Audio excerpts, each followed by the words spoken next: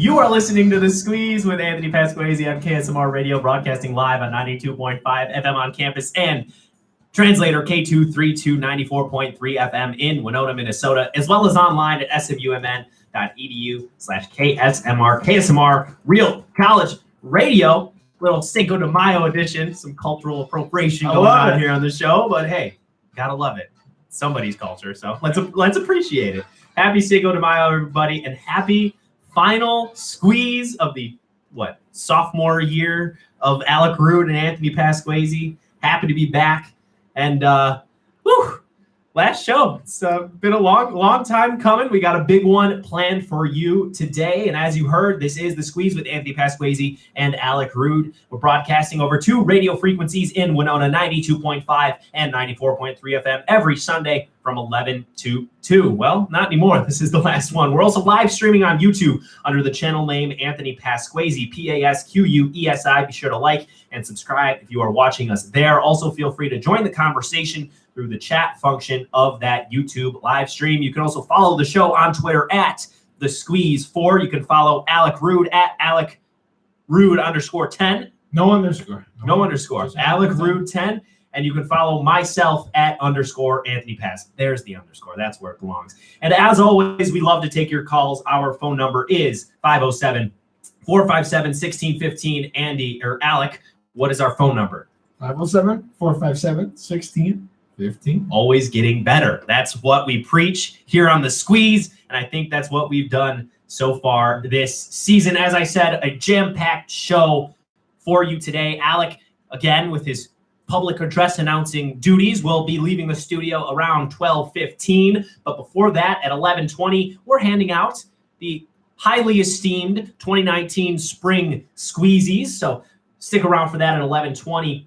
We also have the stud freshman on the track team, Sidney Klosler, in at 11:45. Andy Alleman in his typical time at noon. Coach Winneke, a pre-recorded interview with all of these baseball players as they are playing the 14th ranked team in the nation today during the show, actually. So these are all pre-recorded interviews. Coach Winneke at 12:15, Luke Gilbertson at 12:38, Jake Kramlinger 12:55, Joey Costello 1:04, and then my good friend and senior on the track team here, friend of the show, been on it multiple times, Desmond Stewart will be joining me in studio at 1:15.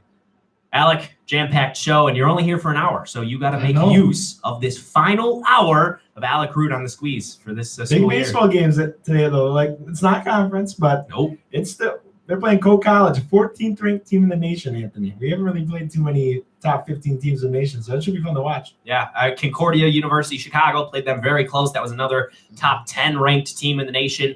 Lost in extras, I think, a one-run game in extras earlier this year. But yeah, Coe College, one of the premier programs this season in the D3 landscape, and they're coming here to Winona today for Senior Day. 7 seniors graduating. We'll talk a little bit about them later in the show. First thing I want to talk about was that awesome game on Wednesday. We told you that St. Mary's needed either a St. Mary's win, just one win, or a St. Thomas loss. And luckily they got that win because St. Thomas swept the Augies yesterday 14-2, and then not 14-2. That's against the Gusties. That was the Cardinals. Look that up for me. There it is. Tommies won 12-6 and 11-1 against last place Augsburg. So the Cardinals knew they had to finish where they started, and they knew that their fate was in their hands. Game 1 was a rough one, losing 14-2. Eli Morrison started that one. And then game 2, the most important game of the season up until this point, they ended up winning 7-3. I was at the U of M for a track meet, and my event finished up very quickly. My dad was there to watch. He made the 7-hour trek up from Chicago. He drove me back, and we made it for the top of the 9th to see Jake Kramlinger, who you'll hear from in just about an hour, finish out that 9th inning in a perfect 9th inning. But public address announcer, how about you tell us how that one of the craziest games I've ever seen. It was just nuts. The real question was if James Green and Ryan Wolf were going to come into that game, because they both started, I believe, 3 days before that. And they're like, you have to win this one because we had to. And we were up, I believe, it was 3-1 after the 7th. And then James Green comes in, and they just hit Green so hard. and then tied up at 3. And then the bottom of the 8th was just crazy. St. Mary scored 4 runs, and then Green ended up getting the win with. I don't like that about baseball. Come on. The win and loss. He gave up the most runs out of all the pitchers on St. Mary's. I'm not sure. No, it's cool. He's 8-0, which is sweet. 8-0, leads the MIAC in that category. Now, solemnly, that may get him, that final push to MIAC Pitcher of the Year. I think we all agree that he deserves it. But yeah, you look at it, your star pitcher coming out of the bullpen in a place he's not used to doing it.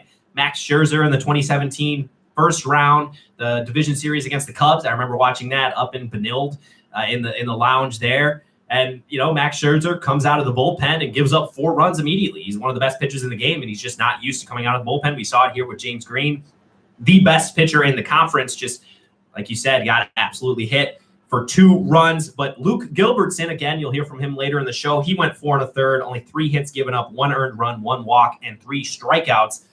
What finally got him out of the game was a hit by pitch. He hit a gusty, and then Ryan Wolf came in on 3 days rest, 2 2/3 innings pitched, no hits, no runs, 3 strikeouts. They should have kept him for 1 more inning. I think so. They should have. Yeah, unreal from him. You need drama. You need drama sometimes. So that's what James Green supplied us with 1 inning, 3 hits, 2 earned runs, 2 strikeouts.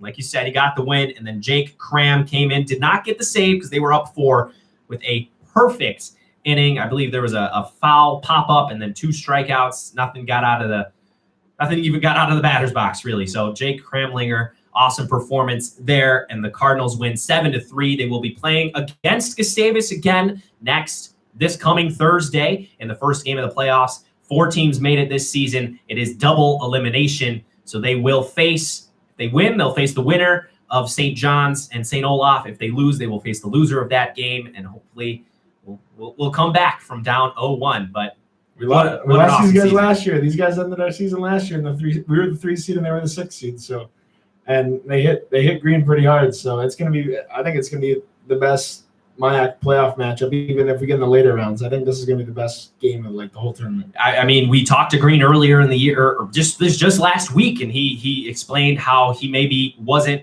prepared enough for that first playoff game of his career as a freshman, heading to CHS Field. I mean, it feels like a minor league stadium because that's exactly what it is. And, just a big stage for a freshman who was awesome last year. He was MIAC Rookie of the Year. You can't get much better than that. And he just underperformed in the playoffs.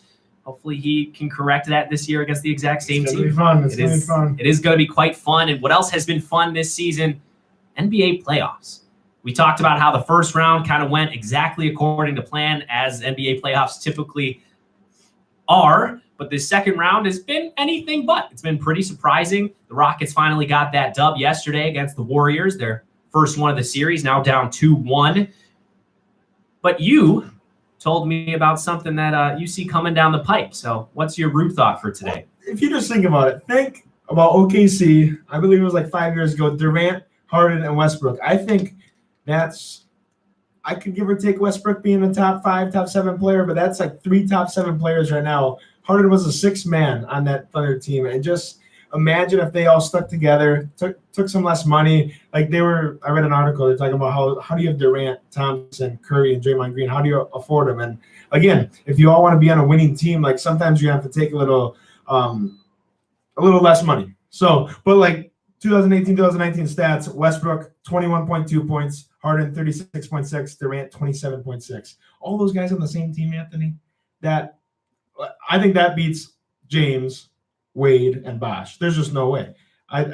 If that would happen right now, obviously it won't, but I don't know if they would take the same amount of money, but that just went through my head. Every time I just think about the Thunder, I think OKC fans kind of got screwed a little bit. So, again, it's kind of a downfall for the Thunder, but just imagine that. It would be just crazy. Yeah, it is. It makes you think about, if you just take a step back and look at the rest of the NBA, the super teams that have been prevalent over the course of the NBA and definitely most recently have all been inorganically put together. It's been the players leaving their team that they were drafted by, heading to another team and joining up with these other superstars. DeMarcus Cousins and Kevin Durant with the Warriors. Of course, they were a super team before those 2 players came over. But in this case, it would have been a super team that was organic. They drafted all three of these players. They all grew together. And maybe that's what was holding them back, if you think about it. I don't think James Harden becomes the player he is today if not for being that number one option. Yeah, he wouldn't be able to shoot a lot. Exactly. So he's the guy who needs the ball in his hand, but so is Westbrook and so is Durant. So it on paper, it would look awesome. These three of the top 10 players in the NBA on the exact same team, the team that they came into the league with. But it makes sense why they couldn't gel together because they're all on-ball talents. And, maybe Durant isn't the player that he is today if he stayed with the Thunder. Maybe none of them are, Well, that's what I think in the next couple of years, like you look at the Lakers, there's going to be some dream teams forming. And I think because Golden State, you never saw that coming out of really anywhere. Golden State was terrible. Like they were brutal. And then you just get some players and developing. So I think my little prediction in the next 5 years, you're going to see like a lower level team. They're going to get like 3 superstars like this that maybe they don't think of, or maybe they do like recruit like Golden State did. And you're going to see one of those teams just come out of the blue. And I think this shows what the NBA is getting to. If you have 2 to 3 players, Warriors, LeBron with the Heat, even with the Cavs with Kevin Love and Kyrie, you're going to win a lot of games.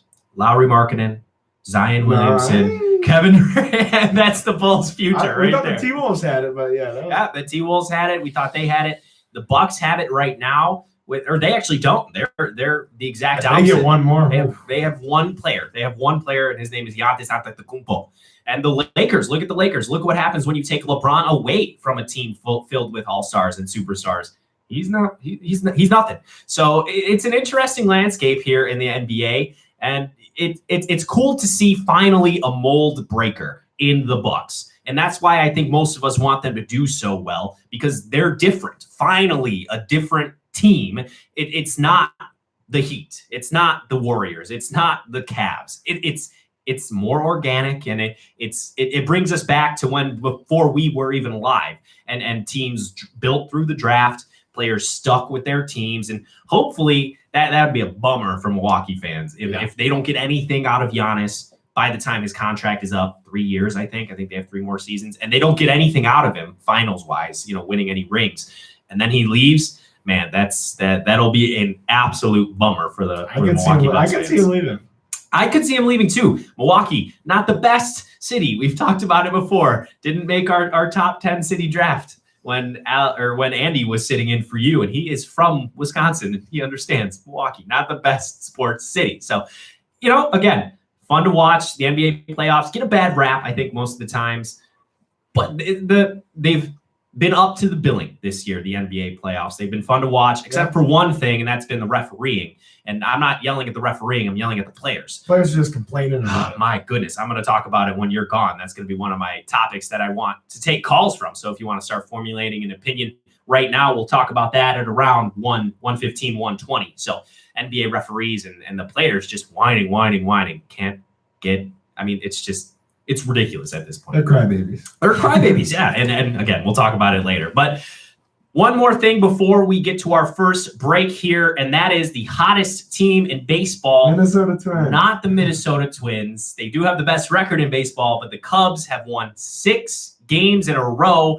I was sitting here about a month ago, doom and gloom, just like the rest of Cubs fans. I'm not going to sit here and say, yeah, I had all the confidence in the world in this team, because honestly, I didn't. I did not think that they were going to be this good, and it's starting to feel like 2016 again. They're 7-0-1 in their last 8 series. They did tie one series in this last 8, a plus 43 run differential. The only team better, the Tampa Bay Rays. They're half game out of first place behind the Cardinals. They could take that first place spot for the first time this season if they sweep the Cardinals.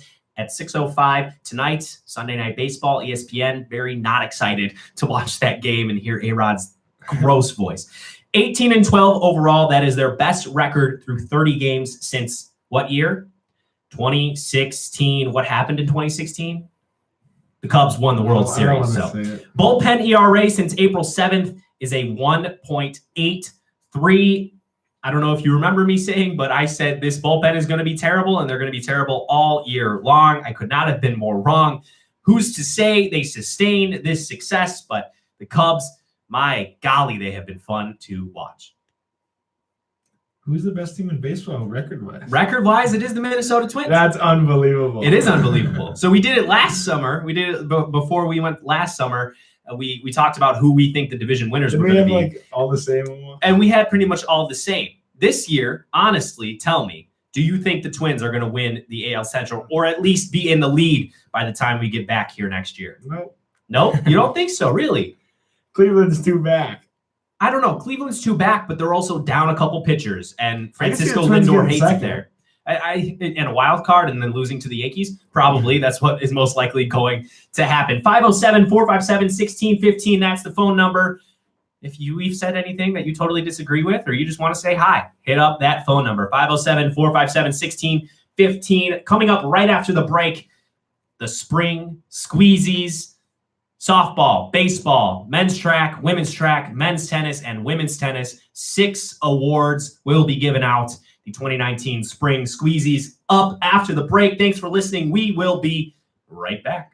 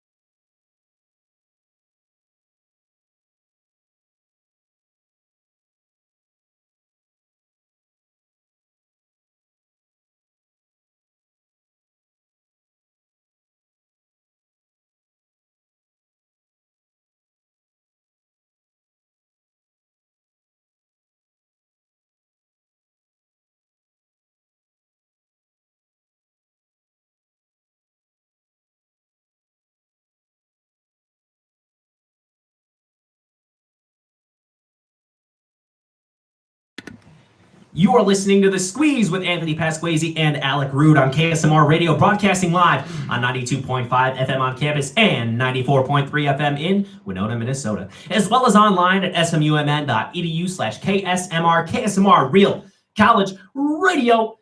Here we go. The 2019 Spring Squeezies, the inaugural, not first annual, because that makes 0 sense. It is the inaugural Spring Squeezies Award show, and here we go. We're going to go ladies first. We're going to do women's track, women's tennis, and then softball, and then finish up with the men.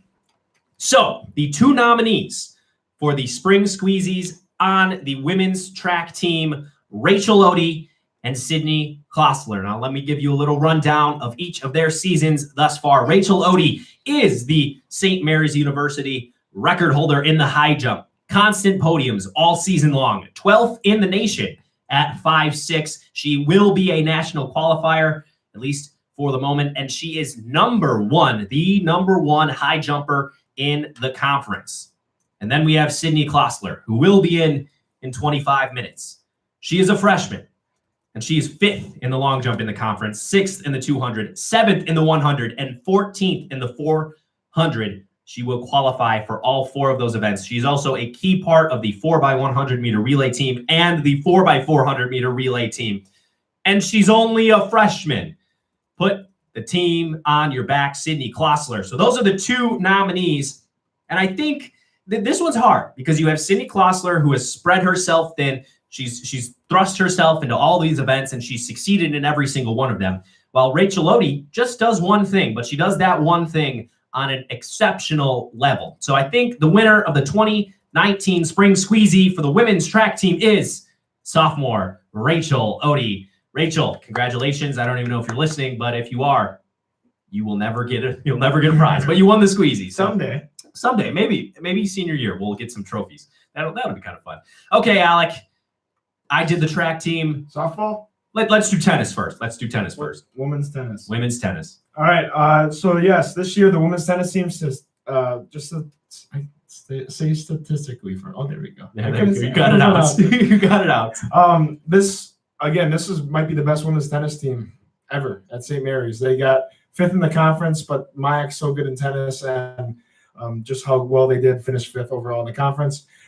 They are losing 2 very capable seniors that were probably 2 of the best tennis players at the school that has ever had. So my 3 nominees.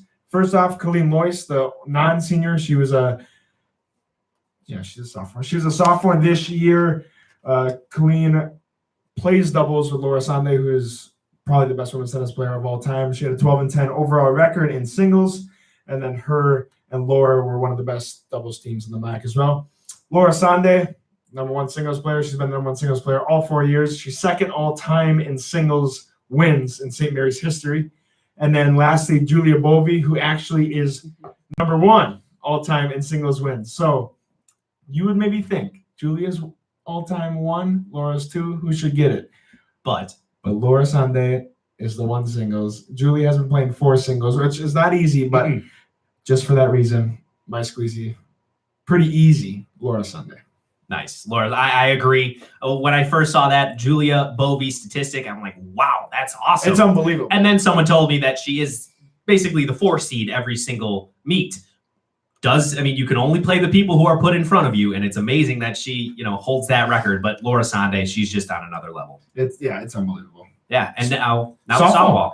So softball team overall record this year 10-26. Not really how we didn't pay attention to them as much. Maybe that was the reason why. We're hoping for a better season. 6-16 in the MIAC.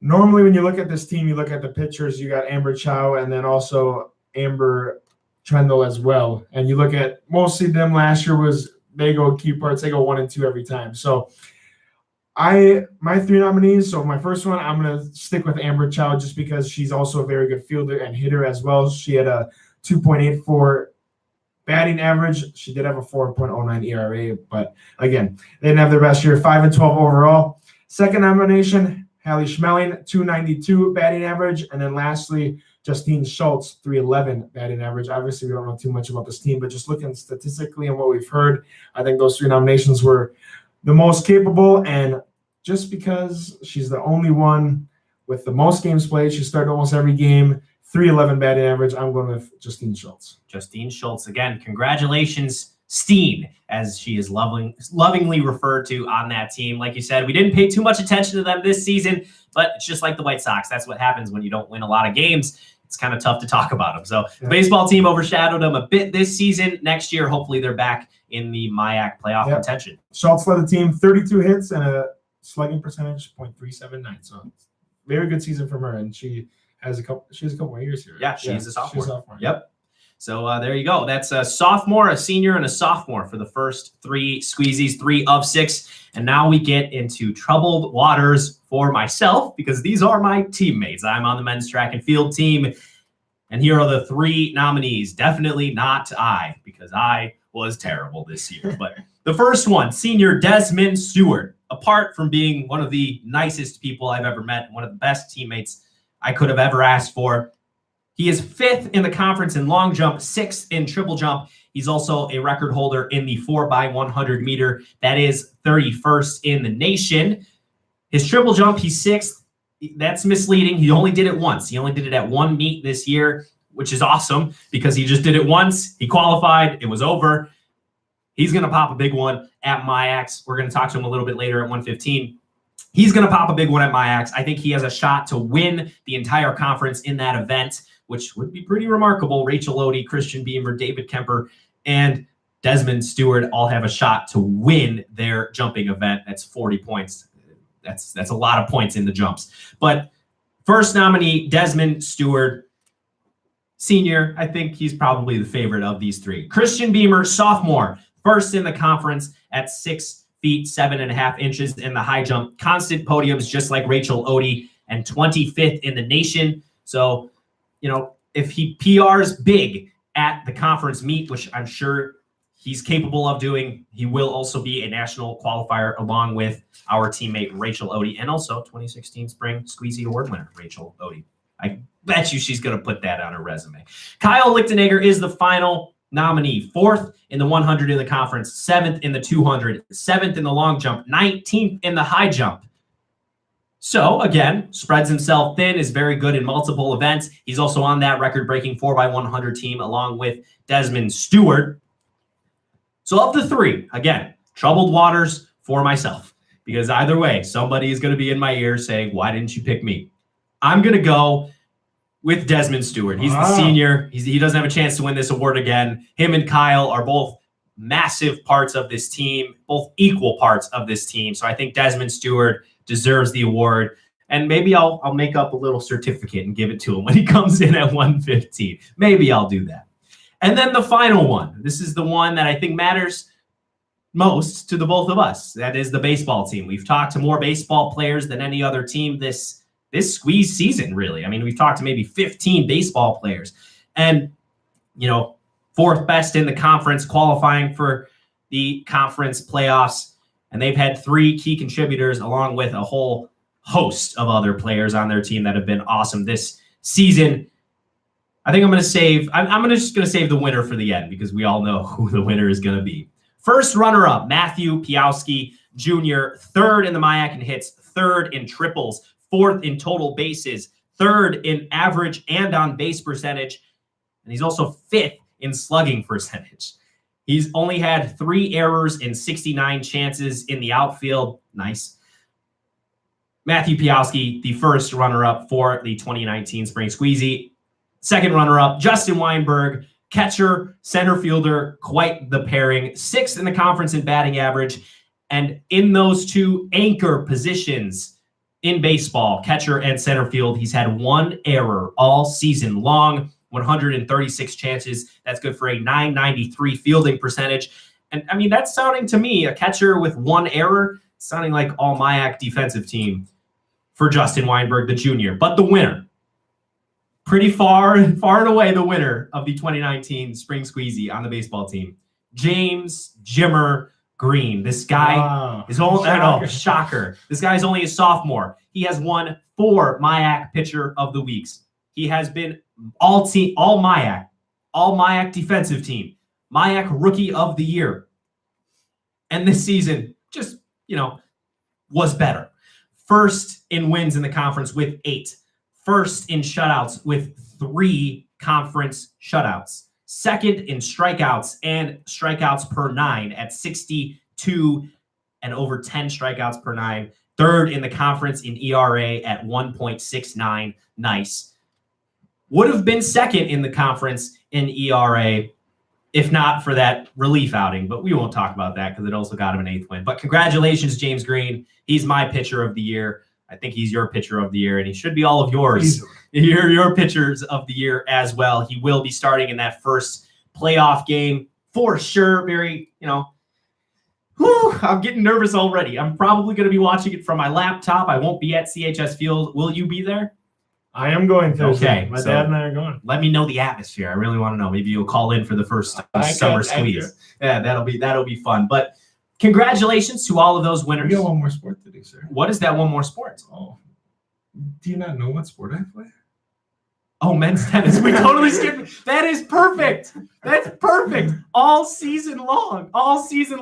My parents have been getting on me for just absolutely degrading I saw a comment. Devaluing. One time I was going to my tennis match and I saw a comment. It was your mom or dad and they said, "Stop ripping on tennis." Oh, no. And I just forgot it wholeheartedly. We did women's tennis. But I'm sorry, my friend. to you. All you. Here we go. Men's tennis. How did I miss I'll that? make it quick. It's okay. Fine. No. Your we, sport we get your just as important as my sport. We get your feelings about tennis, Anthony. No. Okay, God, now I'm embarrassed. No, who wins the spring squeeze? All right, well, I'll do this quick. So the 3 nominations, I'm not nominating myself because I had a terrible season. I don't care. So the first one, he's not going to win, but Trevor Smiley, he was a freshman coming in this year. He played 1 doubles this year, went 9-7 with Bobby Tiedemann, and they actually beat Gustavus, who was the best in the conference. It wasn't Gustavus' top team, but they still beat them at one double. So I think that was the big milestone for him there. Robbie Sobczak, he had a spleen injury that kept him out for the first month, but came back, finished strong. He jumped all the way up from 3 doubles to 2 doubles and jumped up from 3 singles to 2 singles. So very great job by him.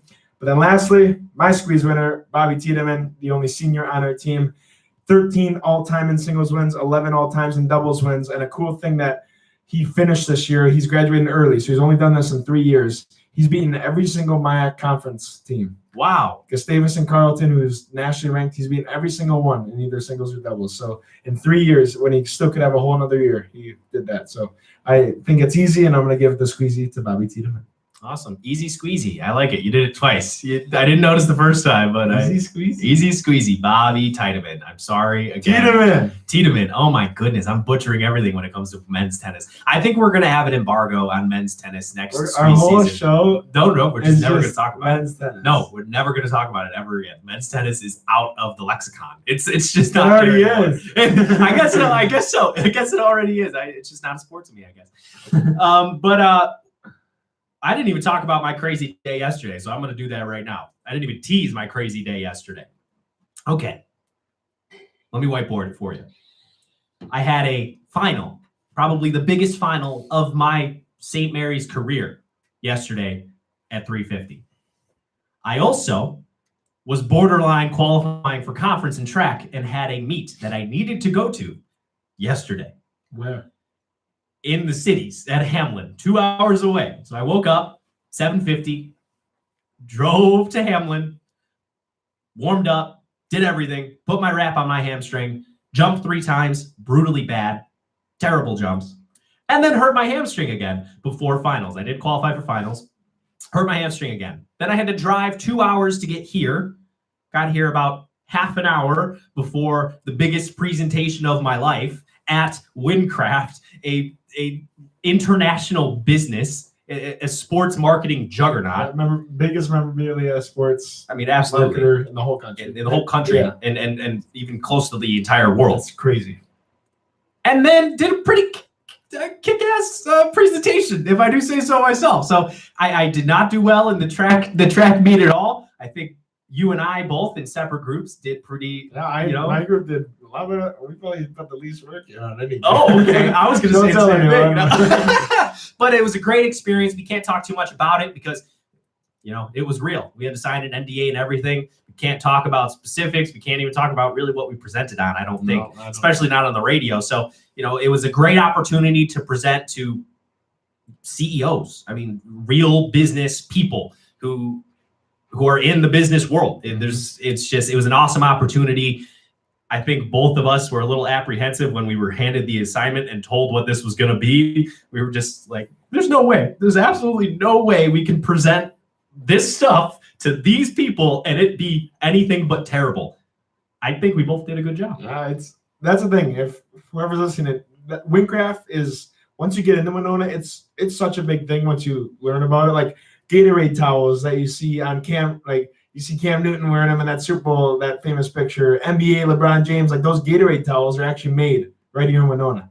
And just stuff like that, cooling towels, pins. There's literally everything. There's anything that isn't look it apparel. up. It's crazy. And every team in every league. It's crazy. Yeah, Windcraft is huge, and we got to present in front of them, and it was an awesome experience. Thank you so much, St. Mary's. Thank you so much to Zach Mayo, our professor in that class.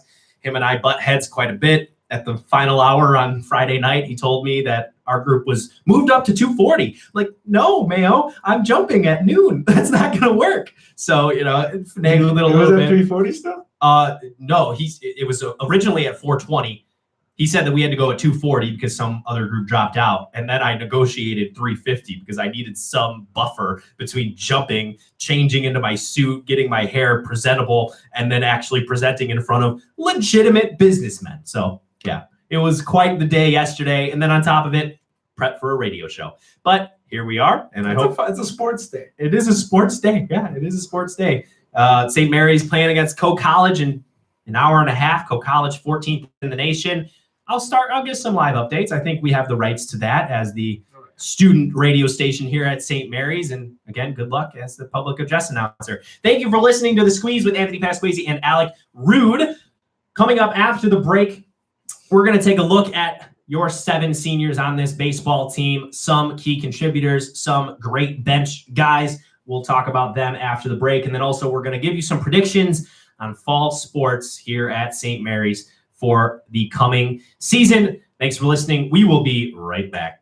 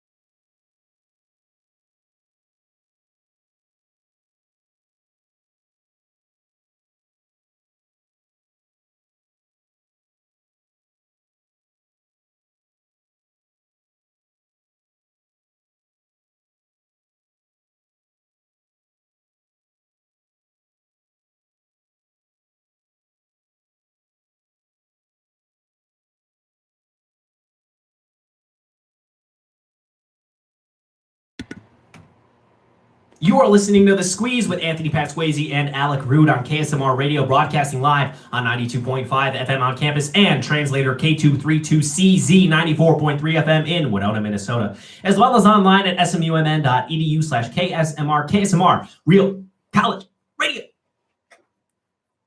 Final baseball game here today, Co-College, senior day. 7 seniors on the baseball team. Some pretty good careers, others not so great careers. It's tough to crack the starting lineup and get on that pitching mound when your team is, 40 players strong. So, here are the list of these seniors. Starting us out, Dixon Irwin, who did start quite a few games behind the plate this season. He is from Red Wing, Minnesota, beautiful town just north of Winona. Career batting average, 224. 38 of 170, 2 doubles, 15 RBIs, 16 walks, and an awesome performance behind the plate. We talked to we talked to Ryan Wolf about the difference throwing to Dixon and throwing to Justin Weinberg, and just how, defensively sound and technically sound Dixon Irwin is as a catcher. Well, that's the thing. Mostly in the big, or I guess you'd say MIAC games, Dixon doesn't play at all the first game. And to be a senior and to take that and take it as Justin, who's in center field, is playing both. And as a guy that's younger than you, having to do that, that's just shows the kind of guy Irwin is. And he just coming into it, especially catching too, where you have to get down low, you got to get ready for everything. That just shows the kind of person that Irwin is. And he's so respected by his teammates. That's what I've heard from all of them. Yeah, Dixon Irwin, Irwin Dixon. You can't really tell. 2 last names. It's tough. Dixon Irwin. It is Dixon Irwin, right? Not Irwin Dixon. It's Dixon Irwin. Okay, that's what I see on the PA. I always get it mixed up. It's tough when you have 2 last names. Next senior, Bailey Mells from Excelsior, Minnesota. Up in the cities. We're on a roll today. 214 batting average, 9 of 42, not a lot of playing time, 2 RBIs, 5 walks, and 7 strikeouts.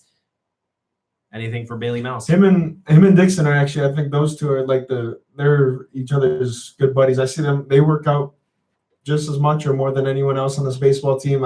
They work so hard, and Bailey actually now is becoming a frequent starter. He's started the past couple games, and like we were in the PA announcer booth, and he said, "Oh, Mel's is starting." Like, wow! Like, and he got a hit to right field that the whole bench just went ballistic. So it's cool to see someone like that. Those two work so hard. They might not get as much playing time, but it's showing now, and it's not just right now. Like, it's going to be the playoffs too. I think they'll both be starting, perhaps for sure. Mel's and maybe Irwin one of the games. Okay, next up, Jake and Andy Kramlinger. They are twins. They're both from White Bear Lake, Minnesota. It'd be kind of weird if they were from different places being twins. They're both left-handed pitchers. Jake's career, he's got a 3.74 ERA, 43.1 innings pitched, so he has had quite a bit of work out of the bullpen, 39 strikeouts, and a 1.44 whip. He has been an absolute, beast pretty much for his career out of the bullpen with numbers like that. John, and also, you'll hear it in the interview coming up in an hour, he is a biology, chemistry double major. No, chemistry, mathematics double major. Yuck. Oh my goodness. I'm sitting here with a business degree, hopefully, and a communications degree, hopefully, and I can't keep my head above water. I don't know how that guy does it. He's a genius, I guess, and he's also a very good relief pitcher. Next up, John Heim out of Lewiston, Minnesota. Very small town. Not so Very far. close. Very close to Winona. You drive through when you're going to get Chipotle and Chick-fil-A from Rochester. 3.57 ERA in 17 2/3 innings pitched, 5 strikeouts, and a 1.92 whip. So. Yeah, I think he's had some shoulder issues as well, but no, I've gotten to know John very well, and he works his hard too. We were in Aspen together in Colorado. And he goes, "I got to pitch today. I got to pitch." And even someone who's only pitched an inning in the third this year, I think just that whole baseball team. Again, I'll keep repeating it, that their work ethic's just crazy, and it's showing why they're in the playoffs this year. Yeah, and finally, the last senior. Oh no, sorry, one more. Dirk Droner from Plover, Wisconsin, a career .238 batting average, 5 doubles, 25 RBIs, 34 walks, and only 42 strikeouts. This guy has totally come into his own this season. He is a funny guy. He is also very He funny. is in one of my classes. That guy, and his tweets on Twitter, you got to follow him. Oh, he's just hilarious. Yeah, he is. But I didn't expect him to become a starter either, and he's played some first base. He's DH a little bit. DH'd a lot, yeah. I can't remember what it is, but whenever his song comes on for when he comes up to bed, I always get a little pumped. So I can't remember what it is, but he's a class act. Dirk Droner. It sounds like every time we've talked about any one of these guys, just great leaders, great role models for the young players, and it has really shown because this team has won a lot of one-run games, and I think this group of seniors, although they haven't produced on the field, I think they've done so much work off the field that it's really rubbing off on the underclassmen. And the final senior graduating next weekend and in his final game here today is the horse, starting pitcher Eli Morrison. He is 10th all-time in most batters face,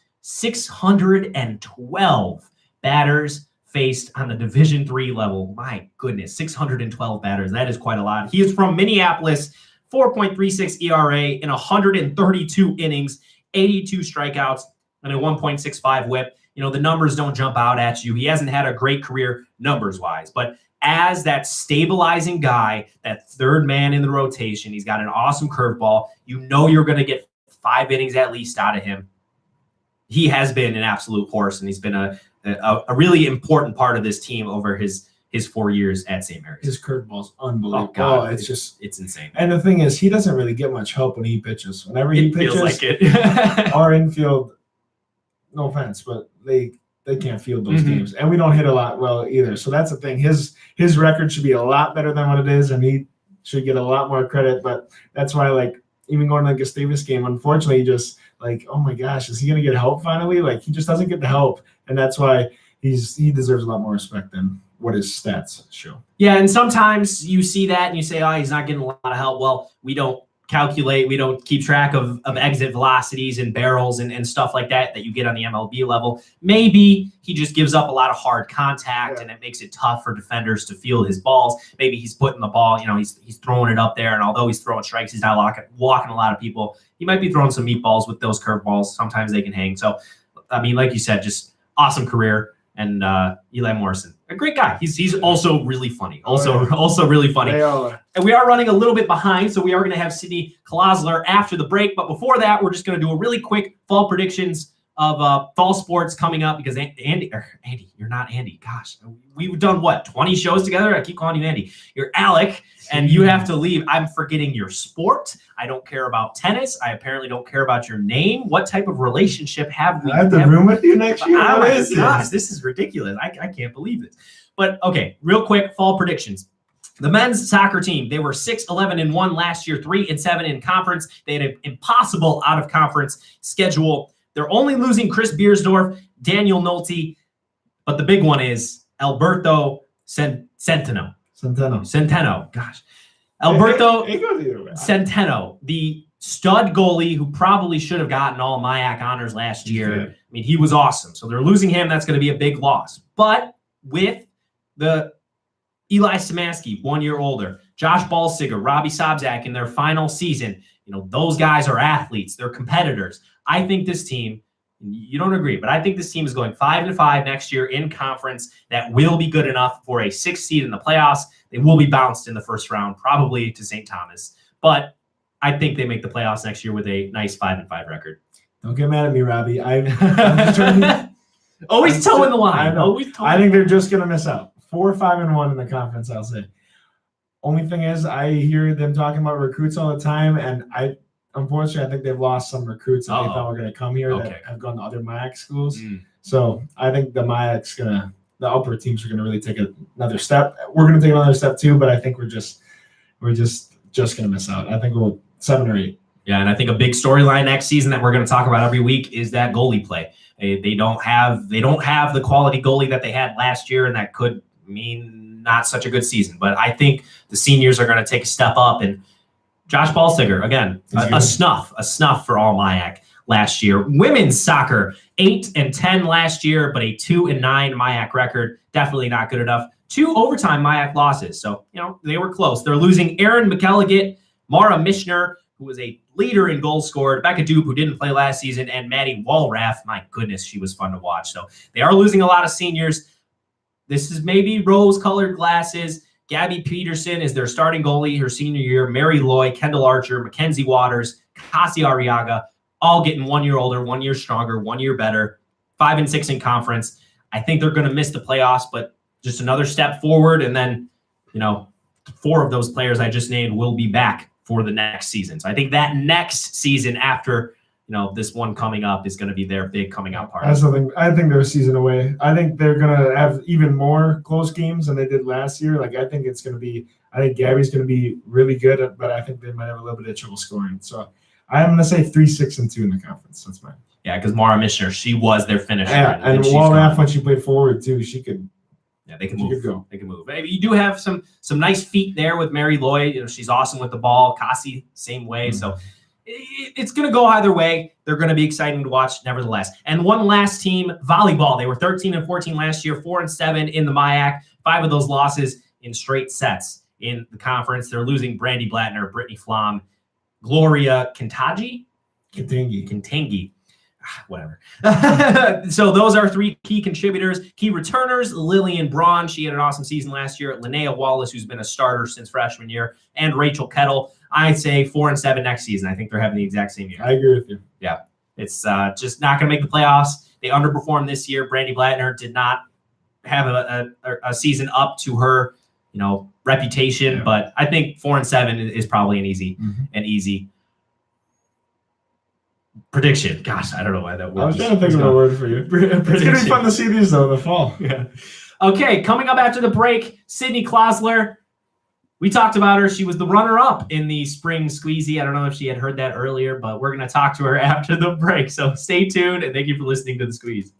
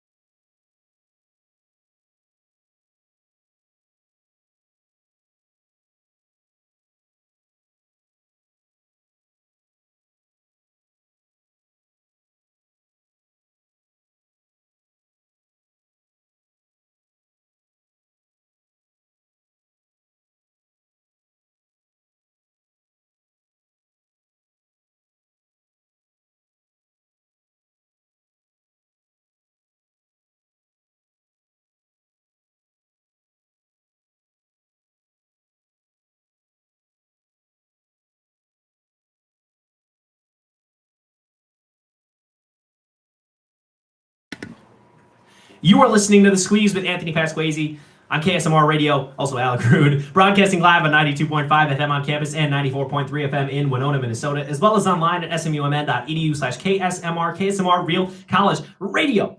Here we are in the flesh with freshman Sydney Klossler. That is how you say your last name, correct? Klossler, yeah. Klossler, okay. Runner-up in the Squeezy Awards, and as we said earlier, 5th in the conference in long jump, 6th in the 200, 7th in the 100, 14th in the 400. She's a big part of the 4x1 team, big part of the 4x4 team. What doesn't Sydney do? I mean, that's a question. What doesn't Sydney do? Sydney doesn't do a lot of things. I guess. How would you fare in a mile if we put you in the mile? I don't know. I'm not really a good mile runner. Like, I haven't run a timed mile since like middle school. And like I ran like a 650, which is, it's good, but it's not like distance good. So maybe average. I could beat a few people, but not great. Not great. Probably not in the conference. But no. She could beat you. I think a lot of people could beat you out. I know. I know. That sounded so sad.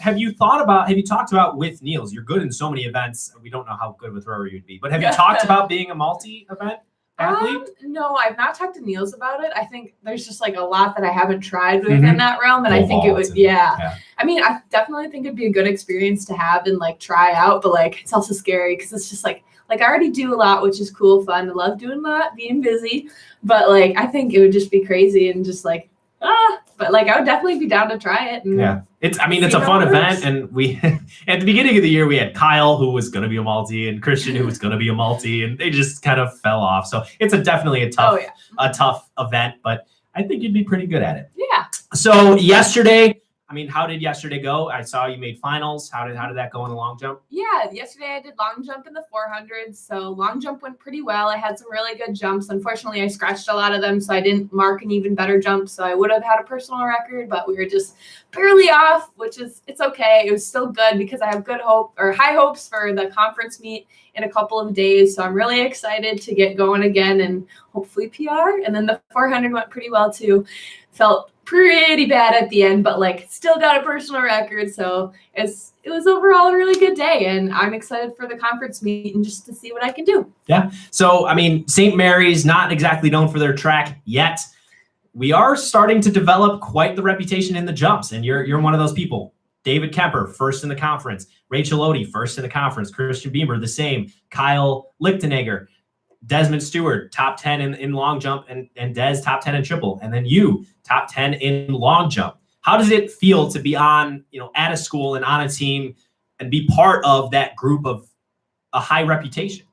Honestly, it feels great. Like, it's just nice to be able to be around people that have like the same drive and like want to get better, and like the competition is just great. Like, I love having people that are able to push me and support me through everything, whether it be good or bad. And it's just like, I can't imagine going to any other school, because this has just like been such a great experience with so many amazing people. And like, yeah, I wouldn't change it for the world. Yeah. Awesome. So, did you know you were going to be this good? Because coming in, campus practice, indoor season, you didn't really talk a big game. And then you just kind of exploded onto the scene and was top 10 in all of these events. So, I mean, were you this good in high school? No, I could definitely say I've gotten a lot better since high school. Like, yes, I was still pretty good in high school, one of the top runners and jumpers on my team. And like, so I knew I had like potential to get better and like move up, but I didn't think I would be this good. Like, it was just kind of a surprise. I would just like keep running, and then I would PR, and I would be like, oh, I didn't know I could run that fast. But like, I'm really excited about it. Like, it just shows that when you put a lot of hard work into things, that you're gonna get the payoff that you want. And so I've just been really happy with this year that I've PR'd and come so far, and just hopefully next year and the years to come I get better and better, and hopefully get higher in the conference each year. Yeah, and good luck this weekend. Hopefully I'm there. Hopefully I qualify. Hopefully, it'll he's be gonna come. Very borderline if that happens, but we want you there. I'll definitely be looking at the results. So like you said, you totally enjoyed and have loved your decision to come to St. Mary's, and you love being on the team. How did you get here? How did the recruiting process go? How did the committing to here go? Yeah, okay. So I toured like a lot of schools, like probably at least 10 plus schools. Oh my goodness. Yeah, it was a crazy like ride, but I don't know. I love when I came here. Obviously, Niels is a big sell, the head track coach. He's amazing. He hypes up the program. He hypes up the school. And that was one thing I loved about this school. I had gone to so many other schools and like big schools, small schools. And I just I didn't feel at home. But when I came here, the size of the school and then the people, the atmosphere, it just made me feel like at home and comfortable. So like that was why I decided to come to this school. And obviously Niels, helped that with the track. And he's like, yeah, you're going to come to this great program. You're going to get so much better. You're going to be a great addition to it. And so that just made me really excited to know that someone like wanted me to come here. Someone cared and that they were putting in so much effort to try and get me to come here because they see the potential that I have for the future. So that was just like my whole decision-making process kind of. Yeah, awesome. And I'm happy that you have enjoyed your first year here, and I'm excited to see what you do at the MIAC conference meet. And then one more question. I met your family yesterday at the track meet, Yeah. and your dad came up to me. He showed me a picture of you falling asleep in a little wicker basket with a little tiny white bunny in your hand. And he said that white bunny went everywhere with you. You could not go anywhere without it. Mm-hmm. Tell me the story of how you lost your sacred white bunny. Okay, well, I had a white bunny and a white kitty, and I think he got a little bit confused because I think the white kitty was my favorite thing. Yes, he was a little confused, but still important. The white kitty that I had, it was my favorite thing. I took it everywhere when we'd go on trips. I would take it with me. It was my favorite. And so I lost it on Christmas Day. It makes it a lot more sad because, Christmas, you're getting a lot of new toys and you're just like, oh, you're so happy. Woo, I'm getting all these toys and stuff. And then after Christmas was done, we cleaned up. I could not find my kitty anywhere. I was like so sad. I looked everywhere in the house. I looked in like the garbage where we put all like the wrapping and whatnot. I looked everywhere. I scoured the house. I scoured the house and I could not find it. And it was so sad because I was 10 and I was just like, this is my favorite thing in the world. Where did it go? And then I could not sleep for like a month or two straight because I was so sad that I had lost this one little toy. And I know it sounds crazy, but like, it was my favorite thing. And it just made me sad because my sisters had their favorite things. They had blankets and they still have them to this day. And I'm just like, I get a little sad because that was my favorite toy as a kid. I just lost it. So maybe children in the future, I don't know. Pets in the future, I don't know. You might lose them. You might lose your favorite little things. Alec, did you grow up with any special toys? I don't think so. You don't think so? Like that. I did. I totally did. I had a little purple and yellow-faced lamb. I named him Lammy, and it was the same thing. He went everywhere with me. Of course, I was a toddler, so I don't exactly remember, and I don't remember how I lost him. It wasn't as traumatic as apparently losing your little very traumatic little white kitty is. Very traumatic. And then my sister, she had this bizarre looking thing. It was a little cow head, and instead of like a cow body, it was just like a washcloth. So it was a cow head on like a washcloth blanket thingy, and she named it Guy. And she went everywhere with her little Guy, and it was hilarious because I'm 20 and she's 13, so I was 7 years older than her, and I could see her obsess over this little Guy, and we made fun of her so much, and it's kind of the same thing. Yeah. Did your little white kitty have a name? No, it was just my white little kitty. I didn't have a name for it. I didn't like name any of my stuffed animals. It's just weird because like everyone has these names, and I just like I don't know. I just didn't name it. I just they just took it around with me, and it was just mine. I don't know. Yeah, okay. Well, good luck on Thursday or Friday. Good luck Friday and Saturday at the conference meet. Busy day. You qualified in all those events. Do you know yet what you're running in and jumping in? I believe so, yes. I'm doing possibly the 100, but for sure the 200, the 4x1, the 4x4, and long jump. So it's going to be a busy couple of days, but, we're going to make it through, hopefully get some good records in there and yeah. And really score some points. Yeah, awesome. Score lots of points. Yeah. And runner-up in the Squeezy. Hopefully next year you can win your first ever Squeezy award. Hopefully. Rachel, your teammate. I don't know. She's tough. I'm going to beat her out for it. Yeah. We're gonna fight for it. Coming up after the break, Andy Alleman for his last segment of the year. He'll come in. He's been a big friend of the show. Again, thank you, Sydney. We'll be right back. Thanks for listening.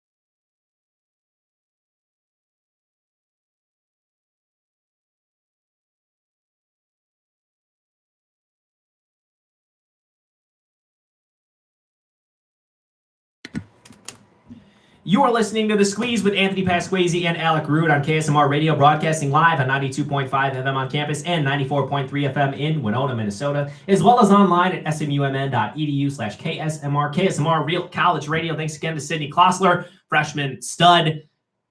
Where one stud leaves, another fills the seats. Andy Alleman, senior on the track team, and key contributor to The Squeeze. He filled in a couple times for Alec Rude as the producer, friend of the show. He's actually the reason I'm at St. Mary's. I'm saying all this to him because this is his last time on the show. But you were my first recruiting. Yeah. You were my recruiting guide. I could tell listeners the stories. So I remember meeting Anthony. I think it was the like overnight thing where all the incoming seniors came. And me and my friend Ross, we had Anthony. We talked to him him and his dad for about a half hour. Yeah, it was a long time. It was a long time about the state of the program and like St. Mary's in general. It was just a great experience. And who did you stay with that night? I stayed with you. No, I stayed with Ross. No, you stayed with me. The first time I stayed with you, Yeah. I slept over twice. Yeah. Okay. So you stayed with me, blow up mattress. Yeah, blow up mattress. Or that might have been, I was blow up. Yeah, it was. Okay. And then you stay with Ross, and here he is. Here I am. I was hooked. You were my first guide. Was Andy Alleman, and I visited. I mean, Sydney. You heard her say she visited 10 schools. This was the one school I visited. Really? You know, I talked to a lot of other coaches, but I went to this school first. Fell in love with it. You were a big part of that. Yeah, awesome. And fell in love with Coach Niels. Yeah. And if you went to came here, the Squeeze would have never. It would have. I mean, crazy. Look at that butterfly effect. How Butterfly crazy! effect. I mean, my professors literally intro their emails to me with Squeeze. That's it. That's what they call me. That's funny. That's just really funny. I mean, Coach calls me Squeeze. Coach Cody calls me Squeeze. It's my identity at this point. Imagine if it never happened. How did you get the name Squeeze? Did Niels give that to you? Niels did. Actually, there's a debate. So Claire and Teresa's the one who made the awesome logo that is on your chest. Yes. She and Claire, my friends, think that they came up with the name The Squeeze because they made the logo. But I'm pretty sure that Coach Niels did it before I even started the show because I said, I'm just going to call it the Anthony Pasquazi Show because that's just how radio shows are named most of the time, unless you're on ESPN. Yeah, The Herd with Colin Cowherd, whatever. And he's like, no, you need to get a catchy name. It needs to be like a one word, just quick. What's the show? Something catchy that'll build your brand. And he said The Squeeze. Anthony Pasquazi. That's not how you say my name, but The Squeeze. And hey, it's a total thing now, I would say. I think we've grown a lot. Alec Rude, you've been a big part of that over there. You're off the camera, but you got a weird smirk going. I don't know what you're doing. You gotta leave in like 5 minutes. So let's get real quick, just a 5-minute round table. Right. You have right here from left to right on the stream, I think. You have a Vikings fan. Woo. You have a Packers fan. Yep. And you have a Bears fan. Cool. Lions fans don't exist, and neither does their team, really. Yeah, I think before we get rolling, we can all agree the Lions will probably finish last. Yeah, last by far. I want the Bears to finish last, but yes. They're not. I'd agree. So there we go. We started off right there with some meatball-y shot. I think. Let's do it. Let's do this first. Let's go around. I think the Bears are going to win the NFC North. I gotta go Bears for now too. Yeah. Whoa! I'm the most truthful person. I think the Vikings are gonna win. Okay, all right. So there we go. You are the. I'm not even that big of. I'm a Vikings fan. They're my favorite team, but I'm not like a diehard Viking. And I'm not a diehard Bears fan. I would say you are a diehard Packers fan. It's kind of hard to do anything else in Wisconsin. But I'm realistic. Yeah. But you care more than I think either of us do, which is totally cool because I have the Cubs. You Cubs. You have the Brewers. Yeah.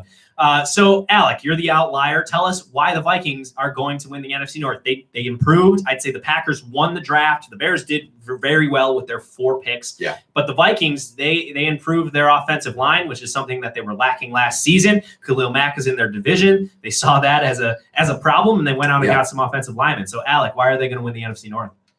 Kirk Cousins will figure it out. I don't know. He will figure it out. I did not like that guy. I don't know if I still do. Kirk? Yeah, he has to pick it up. I don't think you should have signed him. Just to start, I don't think you should have signed him. I think we should have because initially I didn't, but now I see Keenum, and Keenum's not good.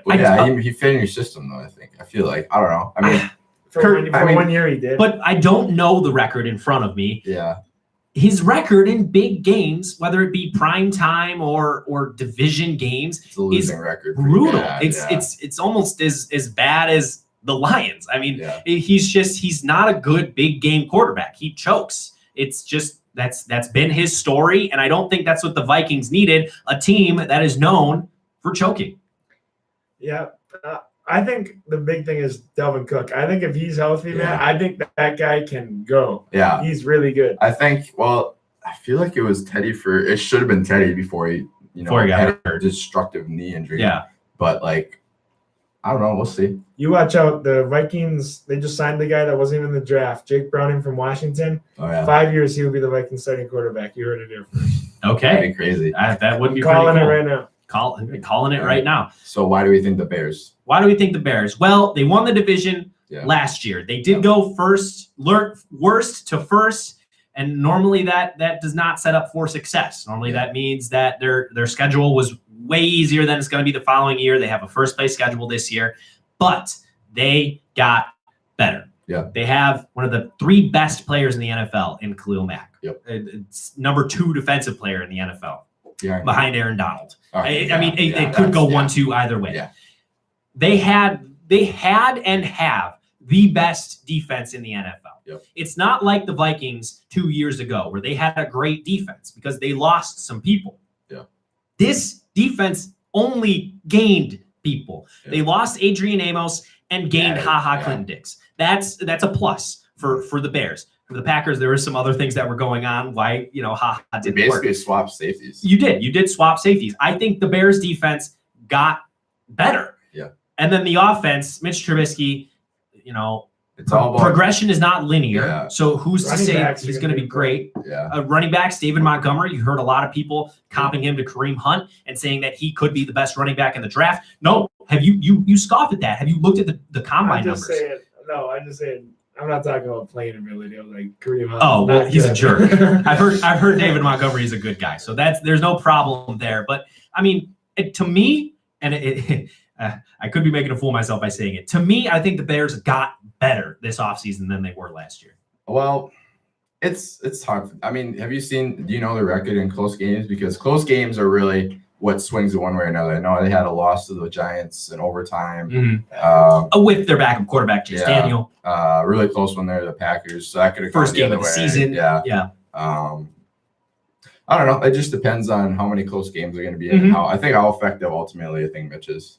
I think that's going to be a really big key. Yeah, and my big thing in every sport, every time we talk, every time you turn on the squeeze, which I thank you for listening, the thousands on the radio and the 10 on the YouTube live stream, I say it, run differential, Yeah. point differential, goal differential, and the Bears had the second best point differential in the NFL last year. That means they're real. That even in close games, that sometimes you can win a lot of close games and it could inflate your record. Yeah. They were real last year, and there's not a lot that tells me that that's going to change.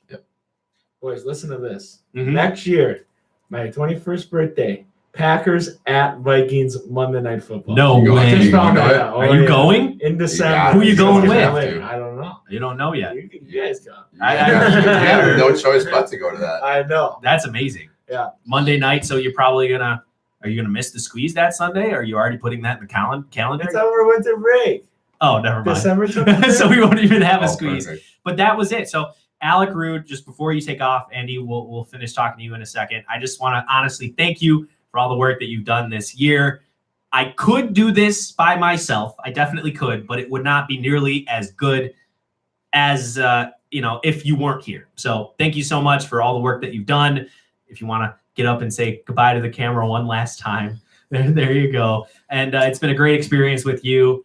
It's going to be summer squeezes from here on out, just me underneath a blanket talking into a microphone for an hour. But it's not going to be the same without you, and I can't wait until we get back in the groove next year. Are you heading home? I gotta go out to baseball games. Yeah. Watch some baseball game. You heading home after that? Yeah. No, I'm all right. You get to be here for a whole nother week. Really? Yay. Way to ruin the moment, Andy. He was going to say something gracious to me. All right, go ahead. I was gonna tell the viewers next year. So Anthony and I are rooming together, and we've talked about just since we're rooming together and stuff. I just feel like the squeeze next year. It's already unreal. Oh, I mean, it's the best. You can't Next beat it. year, just being together and stuff, like prepping and stuff, it's gonna be a lot easier. I feel like me and him are gonna. this year was stressful just with school and stuff. Time manage a little better, and I think next year it's gonna be really fun for the Squeeze. Try to implement some new things. That's what we kind of aim for rooming together next year. So tune in next year. Your boy will be back. Your boy will be back. Alec Rude signing off one last time. Salute. There we go. Good luck today. Roll Cards. Try not to pronounce names like I do. So try to be a little bit better than I am. See ya, buddy. Man. Now we can talk about him. He can't hear us. Yeah. Oh God, what guy. a goober. What a- What a goober. Okay, but so back to NFL talk. Packers.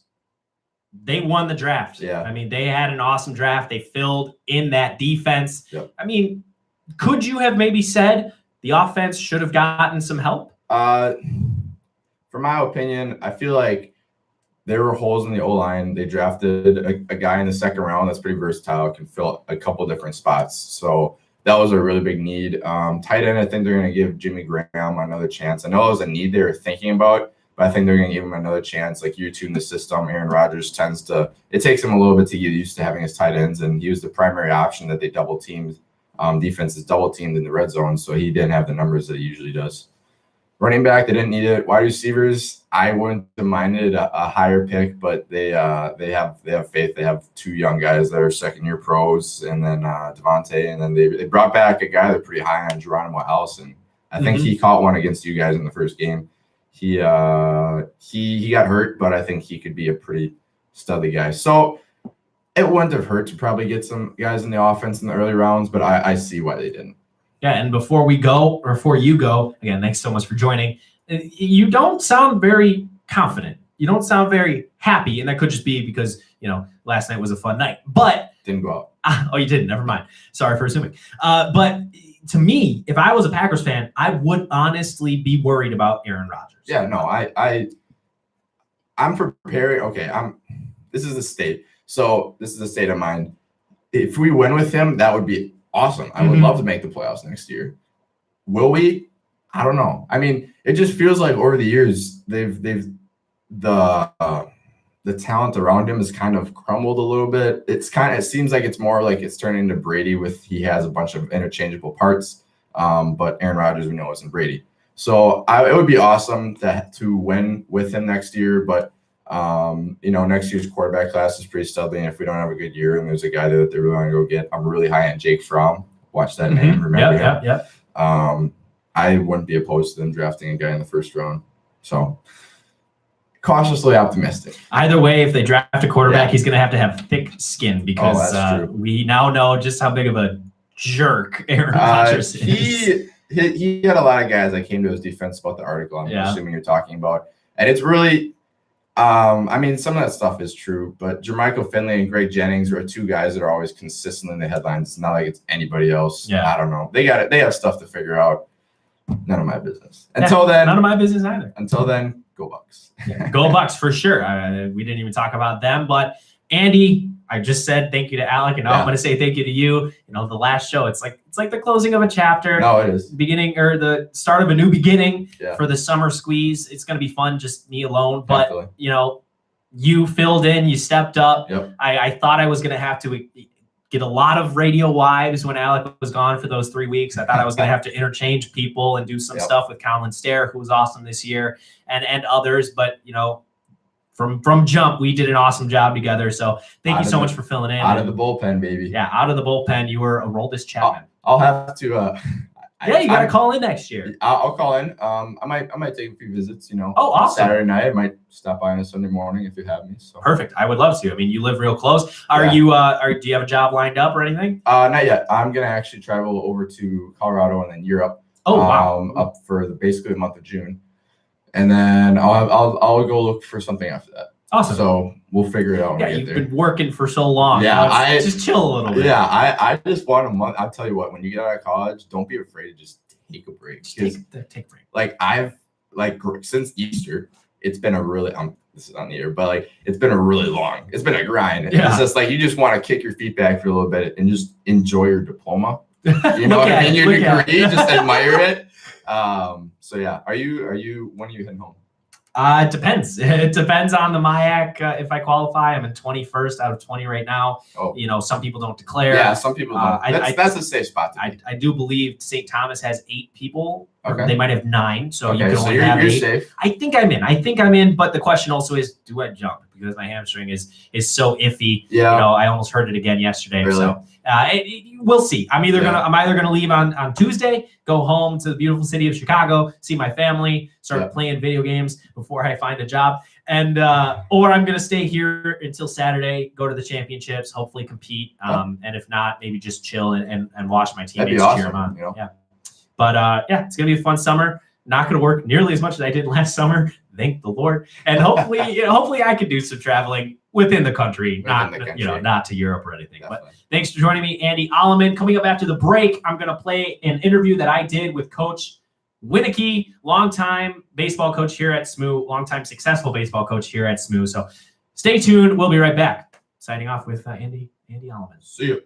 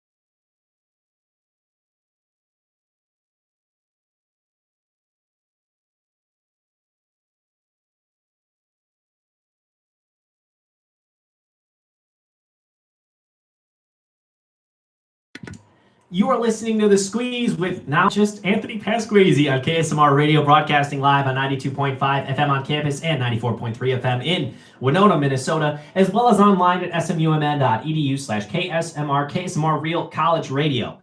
Okay, guys, I might need your help later in the show. We have an hour and 40 minutes left, and it is just me. So I'm going to be playing a lot of interviews with SMU baseball players. These are great. I enjoyed them a lot. And then near the end of the show, there's going to be some takes. And I really want to have a conversation with all of you. So that phone number is 507-457-1615. And what are we talking about? What do I want to talk about with you during the 1 o'clock hour? Javi Baez, to me, is the greatest Chicago athlete of my lifetime. You could say Derrick Rose. You could say Patrick Kane. There are others. But to me, at this moment in time, because, I was younger when those two were doing their work, Javi Baez is the greatest Chicago athlete of my lifetime. So I want you, I'm asking you to figure out who is the best athlete of your lifetime in the city that either you grew up in or you've spent the most time in. And I want to hear from you in the 1 o'clock hour, 507-457-1615. For me, it's Javi Baez. For you, it might be Michael Jordan if you were lucky enough to see him. Or, could be Tiger Woods if you're from Atlanta. I mean, that could be an answer as well. So 507-457-1615 during the 1 o'clock hour. That's one of the topics. The other topic, refereeing. Referees getting yelled at and how absolutely ridiculous it is. Maybe you love referees. Maybe you hate referees and think they all do a terrible job. I want to hear from you with that as well. So 507-457-1615. Start formulating those opinions because I want to have a conversation with you. That's been lacking over the last few squeezes. And that's my favorite part of doing this sports radio show, is talking to the callers. So 507-457-1615 is the phone number. But before we do any of that, before Desmond Stewart comes in at 1:15, you're going to hear from a lot of SMU baseball players. And leading off is Coach Wieneke, longtime coach at St. Mary's. As I said earlier, longtime successful coach at St. Mary's. It was some fun stuff with Coach Wieneke. I was quite nervous. I had never talked to him before, emailed him in 3 minutes. He said, absolutely, come to my office and let's have a chat. So here is my conversation with Coach Wieneke. Okay, this is an interview with Anthony Pasquesi of The Squeeze and Coach Nick Wieneke. Congratulations. Yesterday qualified for the MIAC playoffs, and thank you so much for joining me today. Yeah, for sure. Absolutely happy to be on. Okay, so let's just start right away. What were your expectations heading into this season? Yeah, I think from expectations, everybody always wants to go to wins and losses or where you're going to finish in the standings. For us in our program, we have 4 expectations, and they don't change from a year-to-year basis. Number 1 expectations is we want our guys to be good people. I think that's top priority. We don't want to deal with any knuckleheads. So first things first, you got to be a good person. Second expectation, you got to be a great team. Those 2 things are the things that people are going to remember about you 10 years from now. It doesn't matter how good you are. You can be a Hall of Fame player, but if you're not a Hall of Fame person and a Hall of Fame teammate, people really don't care. Those that played with you and around you. The third thing we ask our guys to do is to care. Care about how they do academically, care about how their reputation socially, care about how we do from a baseball standpoint. And lastly, we ask them to work their tail ends off and be coachable. So when you talk about expectations, those are our 4 expectations. It has nothing to do with wins and losses, nothing to do with standings. It has everything to do, I think, if you do those 4 things at a very high level, you can live with the goods and the bads of whatever happens through a season. Yeah, and that off the field stuff has a lot to do, I'm sure, with their success on the field. Sunday is senior day against Coe College, and you have a good group of seniors, seven or eight guys. What has this group meant to this program on and off the field? Yeah, it's a great group. It's a very diverse group. Some guys that have played a lot in the program, some guys that haven't played as much as somebody else. There's a couple things that come to my head. Number 1, characteristic of these 7 guys is unselfish. Number 2, tough. And I don't throw that word around there a lot. You can ask our guys. Rarely do I compliment anybody on tough. I think if you're tough, and I say that out loud, that means you're pretty stinking tough. And the last thing is I just say super genuine. And I think those are the characteristics that kind of make up this senior class as a whole. And I think that's why we've been able to have success. They've done a good job of leading as a group, not just maybe 1 or 2 guys, but all 7 of them in different ways. So I think those characteristics kind of make up this group. Yeah. So those seniors were lucky. Last year's seniors didn't get to experience this brand new clubhouse. Yeah, for sure. What has been the biggest or a few of the biggest benefits to having that brand new clubhouse? I think when we took a look at what we wanted to do, obviously you throw out the idea is should we turf the field? But we just kept coming back to the clubhouse is something that's going to last for forever, essentially. What it does for you, it fits our 4 expectations. Be a good person, be a great teammate, care, and work hard. And that's what that place does for us. It allows our guys to be able a chance to get to know each other. It's so great for our freshmen. Being a student athlete, once you're a sophomore on, it's kind of like you already know everybody. It's the freshman year. It's tough. And really, you don't get to know the freshmen. The freshmen don't get to know the upperclassmen until it seems like your season's almost done. And they're like, oh, God, I wish I would have known this guy earlier. When you're in that space, you're forced to talk to one another, the good and the bads of it. So it just gives us so many things. It fits our culture, what's important to us. It doesn't happen without all our great alumni stepping up to the plate. No pun intended, but a great spot. So one of the most important contributors to this team, just on an individual basis, it's kind of hard to ignore, James Green. Jimmer. 8-0 this season. He's got a sub-2 ERA. He's made quite the case for my pitcher of the year. How confident are you in your team that you're going to get the victory when you're marching James Green out there for a start? Yeah, I think it doesn't matter if it's James or Rye or Luke or our bullpen. If we put somebody on the mound, we expect them that we're going to win the game. Now, Jimmer's special, obviously, and Jim just does a lot of really good things when he's on the mound. He's really tough to beat. His compete level's super high. His work ethic's great. So we're very fortunate to have somebody like James in our program. But I think what it also does is give confidence throughout the rest. And everybody's trying to meet or match the next person's start. I look at yesterday's game. Jim came in on 2 days rest, but man, started with Luke Gilbertson in game 2, a freshman, threw 4 1/3 of one run ball and did a great job. And then Ryan Wolf on 2 days rest threw 2 2/3 and was begging to go back out there, gave up no hits. So I just think as a collective group, everybody just feeds off each other. And I think that's the most important part. Yeah, you said a word in there. You called Jimmer special. Yeah. Now, I think we can all see it on the field.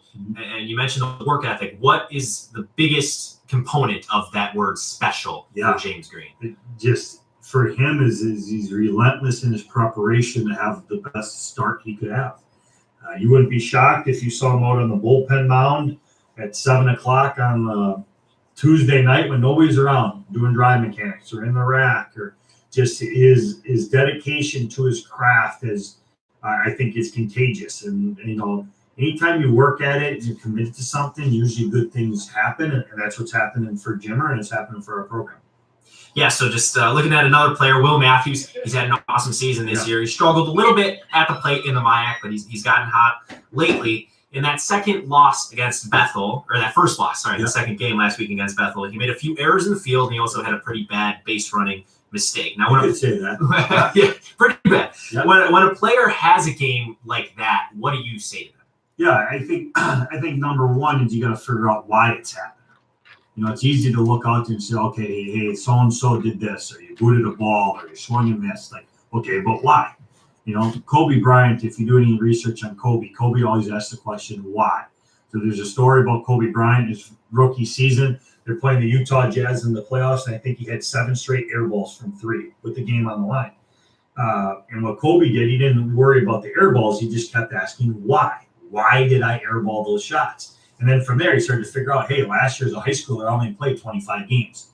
Now I'm at 90-something games. Well, my legs are dead. Well, why? Well, my body wasn't ready. Why? And you keep going to the why, and eventually you're going to start finding your solution. So, like for Will, for example, is, hey, the why has to do with, hey, his footwork. It could be a mental thing. Each thing's just different. The thing with Will is, Will had a little bit of struggles his freshman year, and he worked through it and done a good job. Hey, we're all going to have good days. We're all going to have bad days. It's never as bad as you think it is. It's never as good as you think it is. So you just learn, and you ask the question, why? Once you figure out the why, then you can work on that, and then you get going from there. But, hey, mistakes are going to happen. That's life. You got to just learn how to get yourself off the mat and go. So from why to when, in that same game, that second game against Bethel, Dixon overthrew a back pick to the second baseman, and I heard you from the dugout say, Dixon, not the time. So how do you balance that aggression with smart play? Yeah, I think from the standpoint is you got to look at, okay, the base runner, what's the score? I believe we had 2 outs, and I think it was like a 1-2 count that time. For me, there's no reason to do that, but I'd much rather have our guys be aggressive. It could be because they maybe go a little bit too far because it's easier to rein them back. Mm-hmm. If they're not aggressive, it's very tough to get somebody to get up to a style aggressive play. And just learning the time and place of it. And he kind of knew it, but I'd much rather have him be aggressive like that and be able to pull him back a little bit than try to get him up to that line of aggressiveness where we want him to be at. Yeah, and then just as a comment, Justin Weinberg, quite the aggressive play going first to third on that pickoff move. Yeah. Yeah, and I think that's we play very, very aggressive. I think for us is you got to play with the fear of not having fear, but think about all the positive things that can happen. So when I look at that, and when we sent Lionel to go first to third, I just think of all the positives that can happen of it. The kid didn't really hustle after the ball really well. It's a very long throw.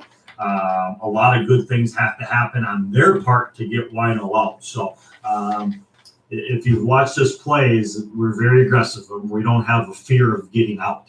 I just think of all the positives that can come of it. So, and I think the team thinks like that too. So that playoff clinching win yesterday was a 4-run win, 7-3, and that broke a streak of 5 straight wins in which you only won by 1 run. Yep. And I believe you're 9-1 in 1-run games. So what in the world? How has your team been absolutely defying the math and winning all of these 1-run games? Yeah, I think number one is by playing a really tough non-conference schedule.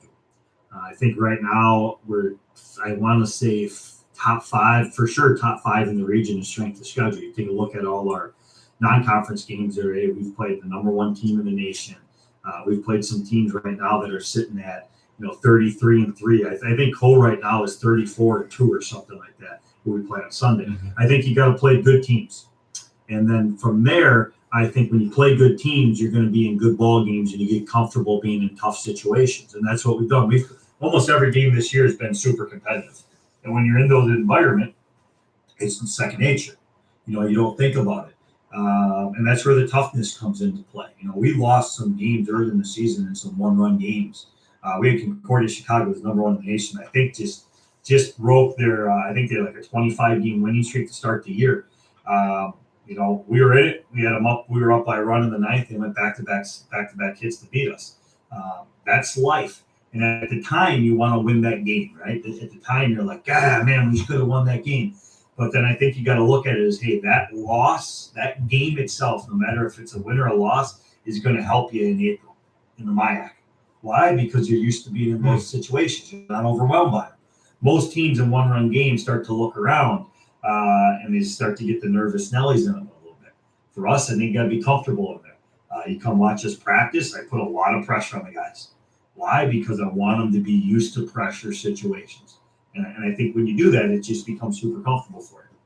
So. Yeah, and there's no more pressure-filled situation than the playoffs in the MIAC, and those come around next week. You're the 4th seed, so pardon me, I don't know who you're going to play, but who are you playing in the first game? To be determined. We could finish in the 3rd seed, the 4th seed. Obviously, there could be a ton of tiebreakers, and we would need about another 20 minutes to go through the tiebreakers. So we'll know by Sunday if for the 3rd or the 4th. To me, it's really kind of indifferent. It doesn't really matter. 1 through 4 doesn't give you one leg up or set you back. It's not like if you're the 1 seed, you get to start by 2 runs. So it's kind of indifferent from that standpoint. You want to have a chip and a chance, and we got a chip to be able to throw in the middle of the table and see how our hand kind of shakes out a little bit. Yeah, and that indifference makes a lot of sense. You were 3-3 against all 3 teams in the playoffs, split with each one of them. So if we're sitting here in 2 weeks' time and you have a MIAC trophy sitting on your trophy case, what went right for the Cardinals this coming week in the playoffs? Yeah, I think you got to throw strikes and make the routine plays routinely. Okay, as simple as that. It's that simple. Now, is it that simple to do? No. We all wish it was, but really, I think that's what it comes down to. You got to throw strikes, you got to get ahead in counts, and you got to be defensive. You got to make the routine plays routine. You look at baseball, the only time you really get in trouble is when you don't make routine plays. Great plays, okay, they're a great play. But you can make a great play, but if you botch 2 ground balls that are hit right at you, it doesn't do you any good. So to me, it's throwing strikes, making the routine plays routinely. If you do that, you always give yourself a chance to win a game. So for us, I think it's just going 1 pitch at a time and staying in the moment. The most important day of our season is going to be Saturday when we practice again. Everybody thinks it's next Thursday. No, the most important day of our season is our next practice, which is Saturday. That's our most important day of the season. So we got to make this coming Saturday the best day we've had all year. Okay, thank you so much, Coach, and good luck. Sounds good. Thank you. That was Coach Wieneke. Man, it really does make sense talking to all of these baseball players. I had never even met Coach Wieneke, and now it really does make a lot of sense. Every time a baseball player has sat in with me, they've been great. They've been great talkers. They've taken the time. They've wanted to be in here. They're excited to do everything that they do. I've been with a bunch of baseball players in my classes and in my Windcraft group, actually. Joey Costello, who you'll hear from in about a half an hour. He was in my group. They're all great guys, and now it finally makes sense. It's like when you have a really good friend who's a terrible kid, and then you go home and you meet or go to their home and you meet their parents, and you're like, okay, that makes sense. I get why they're a terrible kid. It's just the opposite with this team. These guys are all high character guys. Luke Gilbertson, who's coming up in 3 minutes once I'm done talking, is a freshman, and he talks like he's the president. I mean, he's so poised and just controlled. It makes a lot of sense why this team has been so successful, because that off the field stuff really does matter. And those are the things that on the margins allow you to win those 1-run games. I've been tweeting about it, talking about it. I love run differential. They have the second worst run differential in the league. It doesn't make sense how they've made the playoffs if you just look at the numbers. But then you talk to Coach Winicky and you talk to the players and you understand that these guys are all smart. They all love baseball and they know what they're doing and they don't panic in these one-run games. Thank you to Coach Winicky. Next up, here we go. Just right into it. Why not? Luke Gilbertson, freshman pitcher. He was awesome. I really enjoyed this interview. Okay, here is an interview. Anthony Pasquesi here with The Squeeze with freshman pitcher on your SMU baseball team, Luke Gilbertson. Luke, thank you so much for joining me. Yeah, you bet. Okay, so I didn't get to see you pitch yesterday, but it was definitely, the biggest game of your college career. You guys beat Gustavus in the game that you started to clinch a playoff spot. How were you preparing to pitch in that game yesterday? Really, I think it all goes back to who's on top, and that's our head coaches, our assistant coaches, and everybody that kind of goes from there, and even down to the upperclassmen. They kind of help you prepare, and they kind of tell you, hey, make sure you're visualizing the week before every game, and it's kind of nice to know when you're going to start and be a part of a game and different things. Makes it a little bit easier on yourself just to prepare. But really, it started, I think, with TJ, our pitching coach. Just kind of, hey, this is just another game. It's just like any other game you've pitched. This game isn't any bigger than any other game. So, and that's really how I took it, and just full confidence and just went into it. Okay, you mentioned the upperclassmen and how they were a big part of your preparation. Has there been anyone in particular, especially on the pitching staff, that has really taken you under their wing? I think John Hine has been a big guy for me to go to talk to, and he's kind of given me advice along the way. I think of Eli Morrison as well, just giving me advice here and there. I mean, after my second start, I think down in Florida, I was kind of hanging my head a little bit. I had a rough outing. We're walking back to the vans, head back to the hotel, and Eli Morrison comes up, hits me on the butt, and he goes, let's go. You're fine. He said, you're going to have rough outings here and there. And he's like, I had plenty in my career, and you just got to keep going with it. So I think our upperclassmen are great that way, and they've kind of taken all us underclassmen under their wings a little bit. Yeah, you mentioned Eli Morrison. Now, late in the MIAC season, you were made the second doubleheader starter after Eli. And in MIAC play, you've had a .6 ERA, a sub-1 WHIP. Just, it goes on and on and on. It looks like we've gotten ourselves another James Green.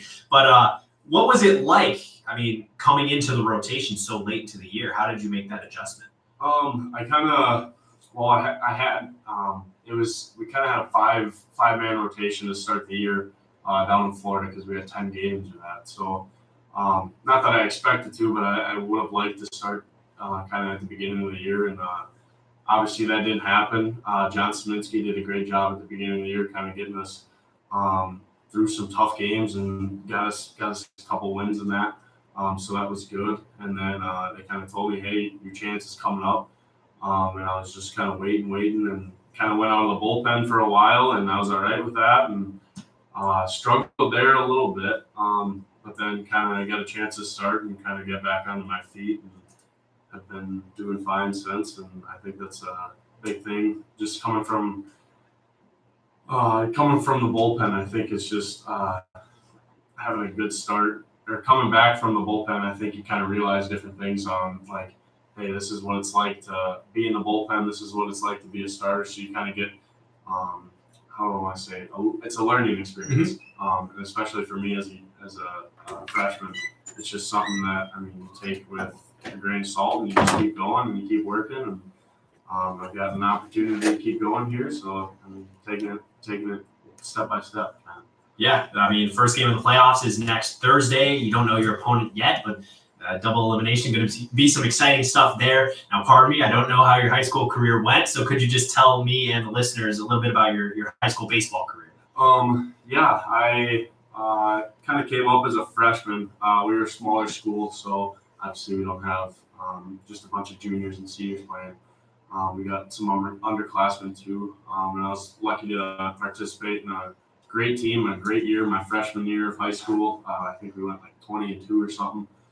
So I get to be a part of some pretty darn good teams throughout the 4 years of my high school. I actually didn't start pitching until I was a sophomore for the varsity team. I pitched when I was younger, of course, but didn't start getting innings at varsity level until I was about a sophomore. But kind of just went with it and had a pretty good career, I'd say, and it was fun. So, Yeah, and did you ever go into the state playoffs, or I mean, what is your experience in the playoffs? Will this be your first time next week? yeah, so we never really got made it to state for anything. Had a couple chances in basketball and baseball and different things like that. Like I said, my freshman year, we're ranked top 3, top 5 all year in the state rankings. But then ended up losing to Springfield, Minnesota. And so you get some big game atmospheres and different things. That game was a big game atmosphere. So I've been in it a little bit here and there, and just never really anything too big, but been in the playoffs, been into that, but just never quite made it to the next level. Yeah, so I haven't gotten to see you pitch yet, but I read all the game stories, I look at all the stats, and it's hard to not notice how well you have pitched so far in those 3 MIAC outings. Of the 3, which do you think you pitched the best?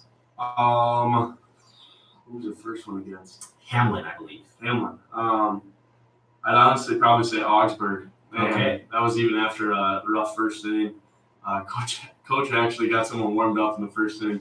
I just could not find the strike zone, and then after that, I was kind of locked in and ready to go. But again, that's props to your defense too, making plays. Joey Costello won a play yesterday. He had a diving play at short, gets us out of the inning.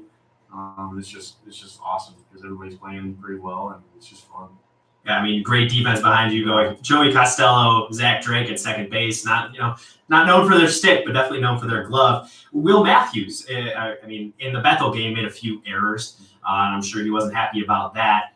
Do you say anything to him after that? Is that not your place? I mean, what do you say to a person who's made some mistakes like that?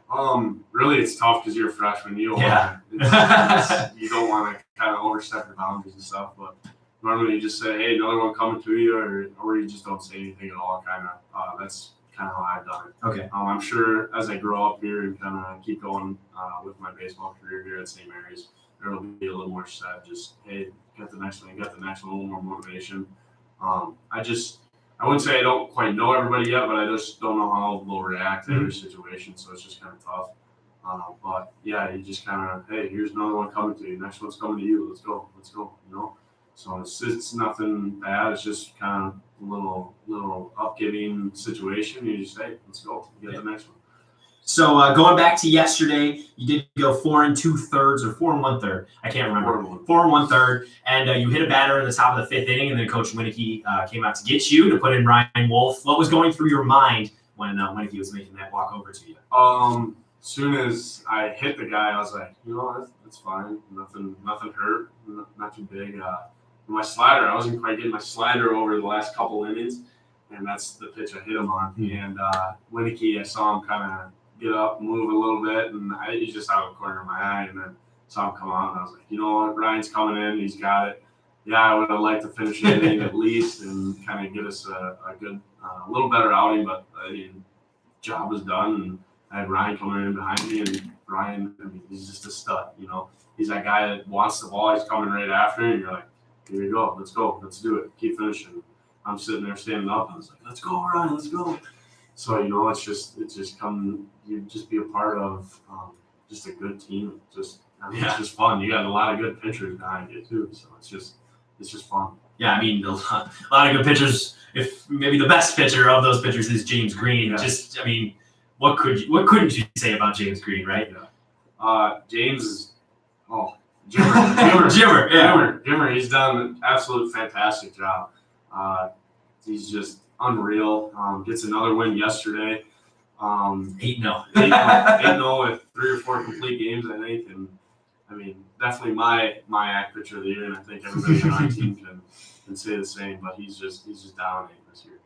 Yeah. So if I was in the batter's box against you, what could I expect to see come my way? A lot of sliders, a lot of curve, slurve, whatever you want to call it, slider curve. I'd say probably best for me. Depends if you're a lefty or righty, I guess, too. If you're a lefty, you're probably going to get a couple more change-ups. But I don't want to give away too much of that. So. Yeah, can never give away too much. So Dixon Irwin has caught you in every game that you've pitched, at least in my play. I had Justin yesterday. So that's perfect then. What can you say differs between throwing to Dixon and throwing to Justin? Oof. Both great catchers, I would say. Defensively, just both great catchers. They both do a great job of sticking. They both do a great job of blocking. And they're, both two leaders of our team again. So if someone starts struggling, they're going to come on, hey, let's go, you got this. They're just up giving. And I think that's huge, especially in the catcher aspect, because, as a pitcher, you really want someone that's like that and that can kind of just calm you down in some situations where maybe you're giving up a couple hits in a row or whatnot. Like Justin yesterday, I kind of got in a little jam. He comes out, he says, hey, let's go. You can get out of it. So got out of it, and I think we only scored one run, and we were ready to rock again. But I'd say they're both pretty equal catchers, and there's just not much more you could ask for from both. They're just both good. Okay, and one more question. How in the world have you guys won so many one-run games? I don't know. You look at our run differential, and not that we should be last in the conference, but if you look at it, pretty close to last in the conference if you look at our run differential. But I think that just goes back to our toughness, like Coach Winnecke's been saying the last couple of weeks. Our toughness has been really, really well. If you go back to even Florida, we lost some games late, and that was a big thing for us. It makes you a little mad and different things, but you kind of go back to it, and it makes you tough. And throughout the year, even in the beginning of MIAC, playing different things, it makes you tough. You win those one-run games, you're like, all right, we can win these games. Like we're not going to lose these games late. We're going to Jimmer, how many games is it? It's just, it starts with everybody, but you just have to, I think, have that toughness, and I think everybody has that on their team. So. Coach, I just talked to Coach Winnecke earlier. I did an interview with him. He said the exact same thing. The games like that, Concordia University, Chicago games, have really helped you guys in winning these close games in a very tough conference. Well, Luke, thank you so much for sitting in with me. Good luck next weekend in the playoffs, and good luck Sunday against Coe College. Thank you very much. I love when that happens. I love when one interview bleeds into the other because these guys are in the same locker room. Obviously, Coach Winnecke is with them almost every single day. And you heard it there at the end. Luke Gilbertson said tough about 3 times. Tough, tough, tough. And if Coach Winnecke is telling the truth and he doesn't use that word lightly, then this is a special group of guys. And I think Coach Winnecke understands that this is a special group of guys. And it's going to be fun to watch them in the playoffs. The story of this team, I hit it early, has been the fact that they've won these one-run games. And they've played over expectations at every single turn. You look at their run differential against even just playoff teams. They won that 4-run game against Gustavus, and they have a -8 run differential in 2 games against them. They won a 1-run game against St. John's and then lost by 11. They won a 1-run game against St. Olaf and then lost by 11. So their first games have been awesome this season, all year long. When you have Jimmer on the mound, or when you had Ryan Wolf on the mound in the first game earlier in the year, you almost knew that you were going to win. And then you almost knew that you weren't going to win the second game. It was almost every time out, you were getting blown out. So to fix that, Ryan Wolf was moved from the second-day pitcher to a second-game pitcher on the first day. That hasn't worked out very well yet so far this season. And you put Luke Gilbertson in for John Sminsky, who struggled mightily early on in the year. Luke stepped in and pitched right away. He pitched 16 innings in MIAC play this year as a starter, gave up 1 run. Can't get much better than that. And like I said, great talker, awesome guy. I hope nothing but the best happens to him and his team next weekend against Gustavus. Toughness. That's been the story of this 2019 St. Mary's Cardinals team. Tough. They don't come from behind. They're They're not a storybook team. They're by no means dominant, but they're tough. And that toughness may be the edge that they need to win in the conference playoffs. Coach Winicky has brought, I believe, 6 teams in his 11 years to the conference playoffs, and they've never won the whole dang thing. They came in second place a couple years ago. Second place. I'm sure with this brand new clubhouse and this really young team, this awesome starting rotation, this great defense, they have all they need to win this conference. And then if they win this conference, who's to say anything can happen? I'm not talking national championship yet, but you win the conference, you're automatically in the national tournament. And then it's baseball and anything can happen. Whew, I'm excited. Baseball is my favorite sport. Always has been, always will be. And when you're watching a good baseball team, I'm very fortunate to watch in person every weekend here at school and then on the TV with the Cubs. I'm loving life right now being a baseball fan. And the Cardinals are a big part of that. They're enjoyable to watch. They're must-see games. I'm going to be rooting for them from my laptop next weekend. Whew, we could be talking on the Summer Squeeze next Sunday. We could be talking about the champion Cardinal baseball team. We could be talking about it, or we could be talking about a team that crashed and burned and lived up to their run differential. I don't think that's going to happen. You throw James Green on the mound in the first game, rematch against Gustavus. I know he's going to want that one, and when he wants anything pretty much on a baseball field, he's going to get it. Mayak, my Mayak pitcher of the week. He hasn't won it yet, or pitcher of the year. He hasn't won it yet. It's quite likely that it will happen. So, again, we're not even going to take a break here. We're running a little late. I'm enjoying talking to myself. Lonely. I am so lonely. I'm just me alone in here. Desmond Stewart coming at 1:15. We're going to go back to back. One senior, one junior. Jake Kramlinger, the guy who pitched that perfect 9th inning in the playoff clincher. Here he is. Okay, here we go. Here's an interview on the Squeeze with myself, Anthony Pasquazi, and senior relief pitcher for your Cardinals, Jake Kramlinger. Jake, thank you so much for joining me. Thank you for having me. Yeah, absolutely. So let's get right off the bat. What was it like pitching that final inning of the playoff clinching game against Gustavus just a couple days ago? It was intense. I really like pitching in situations like that. I think I actually do better in those situations because I get a lot more locked in and I get pretty pumped up. So it was awesome to be able to clinch to get us in the playoffs because, if we don't win that game, we got to sit and wait kind of. And, a couple things need to happen. So just do it ourselves and get in was really cool.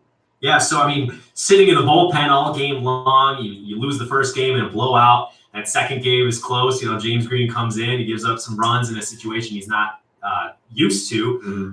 What were you like sitting on that bench waiting for your name to be called? That had to be stressful.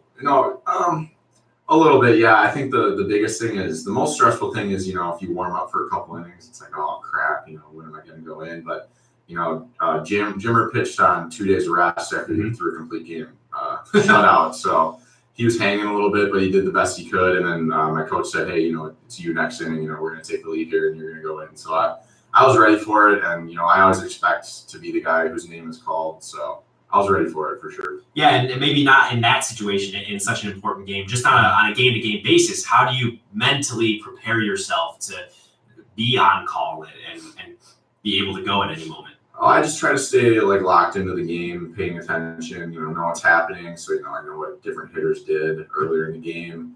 And I guess just, mentally, I just really try to lock in, stay focused and not get too pumped up when I'm coming in. And, I stay loose in the dugout, stretch a lot, use our different bands and stuff like that. So I try to stay ready in as many ways as I possibly can. Yeah, so you're a senior here. You've played here for 4 years, but your sophomore season, I looked and there weren't any statistics. Were you injured? Yeah, so freshman year, I pitched a lot out of the bullpen for a while, and then I actually partially tore my UCL, which is for Tommy John. And so I actually had two different partial tears in my UCL. And I tried to rehab it. Surgery just wasn't really an option, I think. And I tried to rehab it, and then it didn't work really. It kind of flared up again.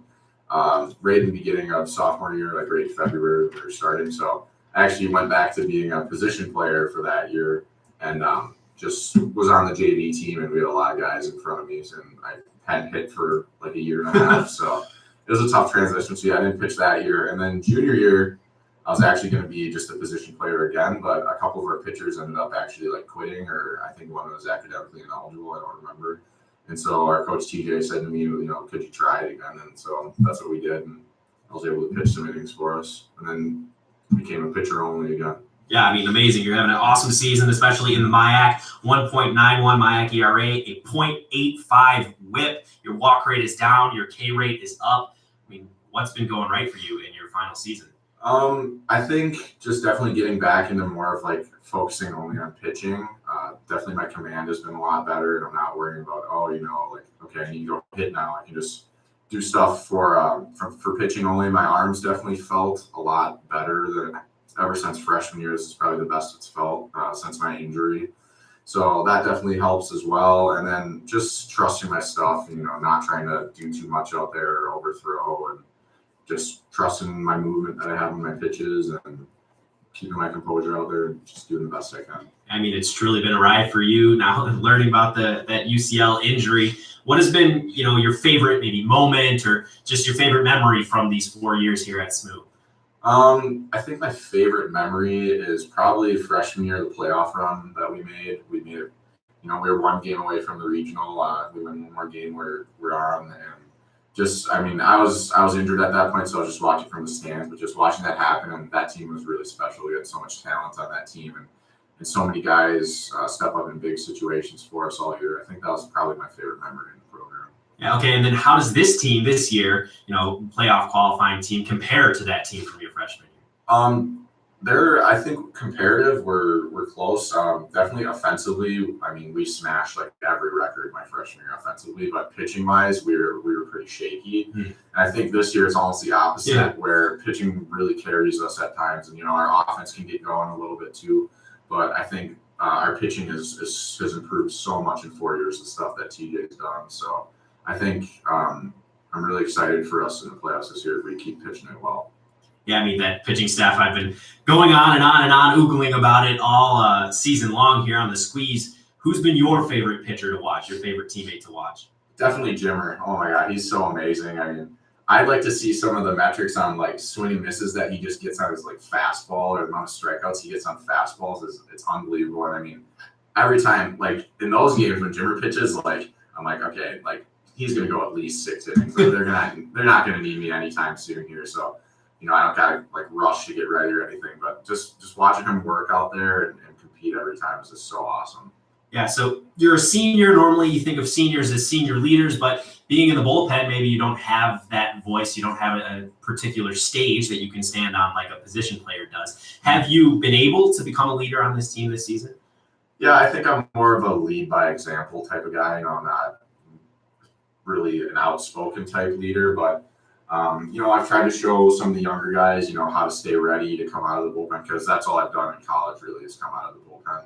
So just, different stuff, how I stay ready and how to be, intense on the mound and stuff like that, and keep your composure in any situation. I think that's kind of been my role in showing some of the younger guys. Yeah, so you also have a twin on the team here at SMU. What has that friendly brotherly competition been like all your life? It's been awesome. We compete pretty much over everything, and it's awesome being on the same team as him. And, having him to talk about anything with, or having jokes and stuff with him. And I don't know, it'd be weird, honestly, not having him on the team. Just playing with him all growing up for 15 straight years, and then both of us coming here too. It's been really awesome. Yeah, and you mentioned goofing around. You're a relief pitcher. Not only are you a relief pitcher, but you're a lefty relief pitcher. They have they've been known to be kind of weird. So who's the biggest goofball in the bullpen?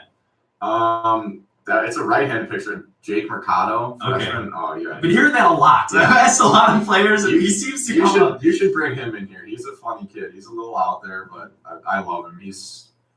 we'll have him do dances and stuff before games to get us pumped up, and just I don't know, some of the stuff he does is just so goofy, but it's really funny. So That's awesome. he keeps the mood light and everything like that. So Always good to have a guy like that, especially a freshman. I mean, he's got some cojones. He's definitely come out of his shell a lot, and I mean the guys love him. He's so funny. So Yeah, that's awesome. And just one more question here. What's your major? And if you have a job lined up, tell us a little bit about it. So I'm a physics and mathematics double major. Jeez. Yeah, so that's been tough. And I actually do have a job lined up. I accepted a position as a manufacturing engineer at a company called TSI Incorporated in the cities. I actually interned there after my freshman year. So it's pretty close to home, and I'll be living at home, moving back there, and working at that company. So I'm really excited to start that, but after we finish the season, of course. Yeah, I had no idea that I was sitting next to a genius here. Stud on the mound and a genius in the classroom. So good luck next weekend in the playoffs, and I hope to see you guys make a nice run. Yeah, I think we definitely will if we keep pitching well and keep playing tough and being confident. So. Okay, thank you. Hey. By golly, it is hard listening to yourself. The exact same thing over and over and over again. If you're keeping track at home, I've said yeah about 100 times in all of these interviews, I think. And also, I laugh like I'm Jimmy Fallon. I just laugh at everything that all of my interviewees say, which is a good thing, I guess. Most of the time, it's genuine. I think I'm doing an okay job. I don't know. It's tough to listen to yourself over and over and over again. But that's what we're doing here today. We got one more, Joey Costello, junior shortstop, and he was also in my Windcraft group. Before we talk to him, I just want to talk about Jake Kramlinger. Now, his brother's been on the team, and he hasn't played much, so it's got to be awesome to have your brother on the team just day in and day out, always someone to lean back on and to rely on. And the biggest thing that I think I've learned from all of these players is that Jake Marcato is got to be the funniest dude at this school, because it seems like every one of them has said that he is absolutely the team clown. He's the guy who keeps it light in the locker room. You hear from most of these guys, Coach Winicky,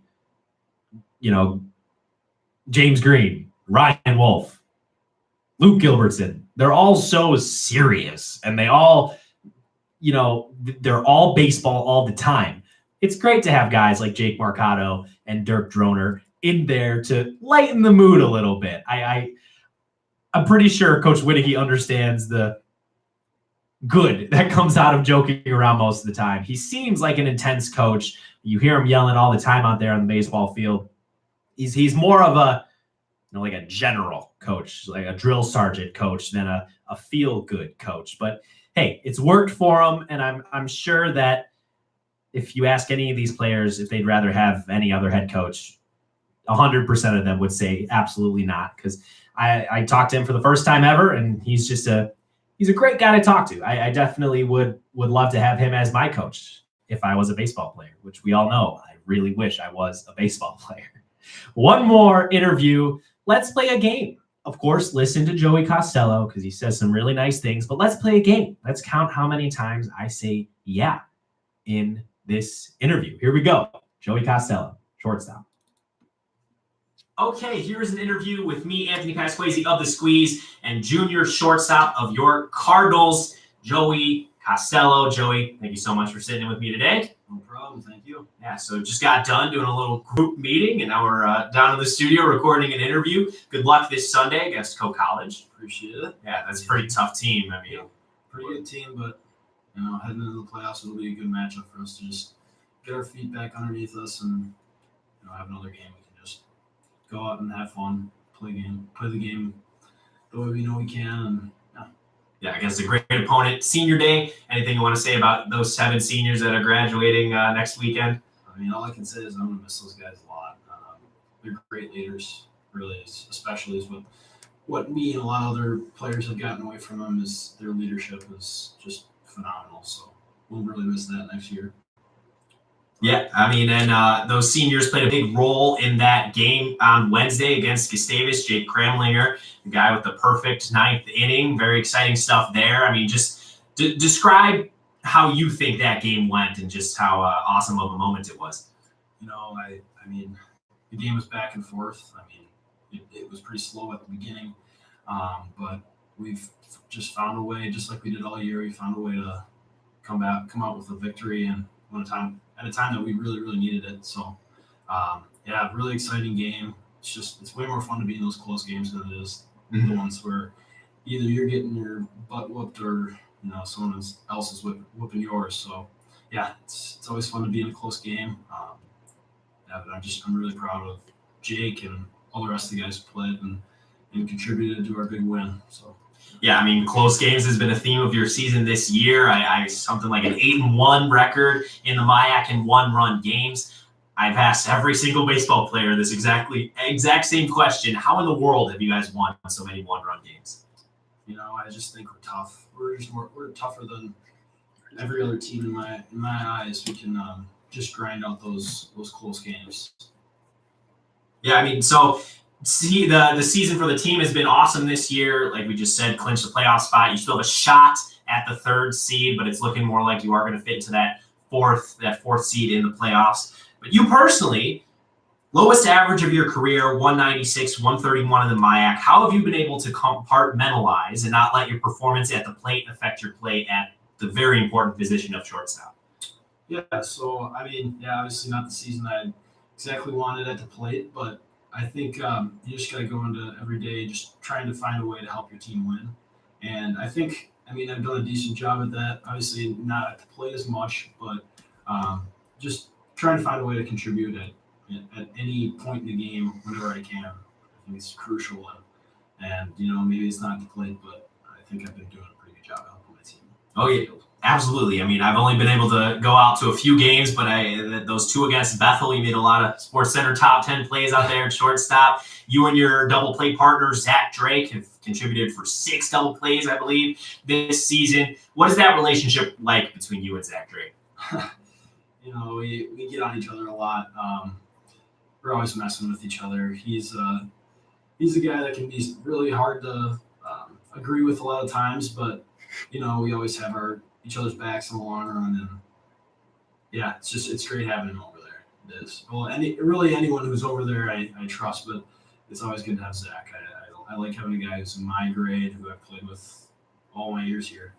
But yeah, it's really good to have him over there. Yeah, definitely an awesome old school bottom of the order shortstop, second baseman. Do a lot more with the glove than they do with the stick. And you guys have been really fun to watch this year.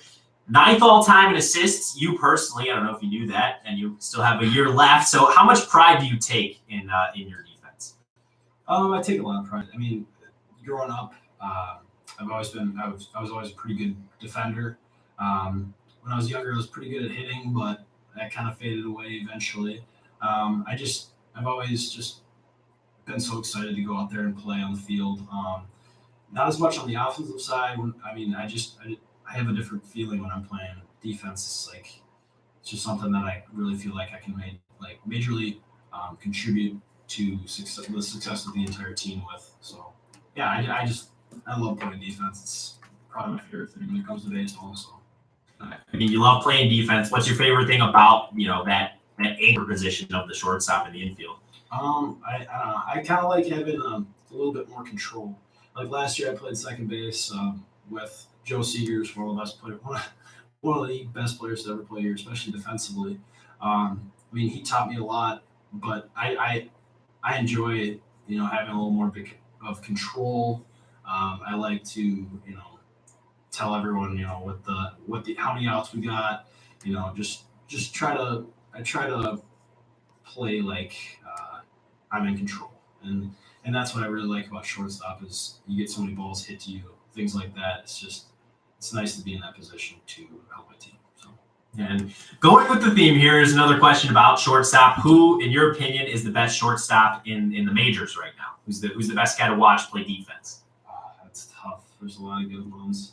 I like Dansby Swanson, but probably my favorite player to watch is Javi Baez. You're a Cubs fan. I like that. I'm not just saying that because you're here, but he has unbelievable tags. Really anything that goes along with his defense, along with the offense now. But I've been watching him since he first got in the majors. He's always been electric. So yeah, that's someone who I kind of look up to a little bit when it comes to playing on the defensive side of the ball. Yeah, I mean, have you tried to implement any of that, the no look tags or the swim moves at second base? No, I mean, I'm not too quick, so I'm not really stealing much. But yeah, I mean, I do like to use the quick snap tag that he uses. I kind of try to implement that in my game. I don't know how much I use it actually in games, but whenever we're in practice, I try to do a little thing like he does. So again, like we said at the beginning of the interview, you guys qualified for the playoffs.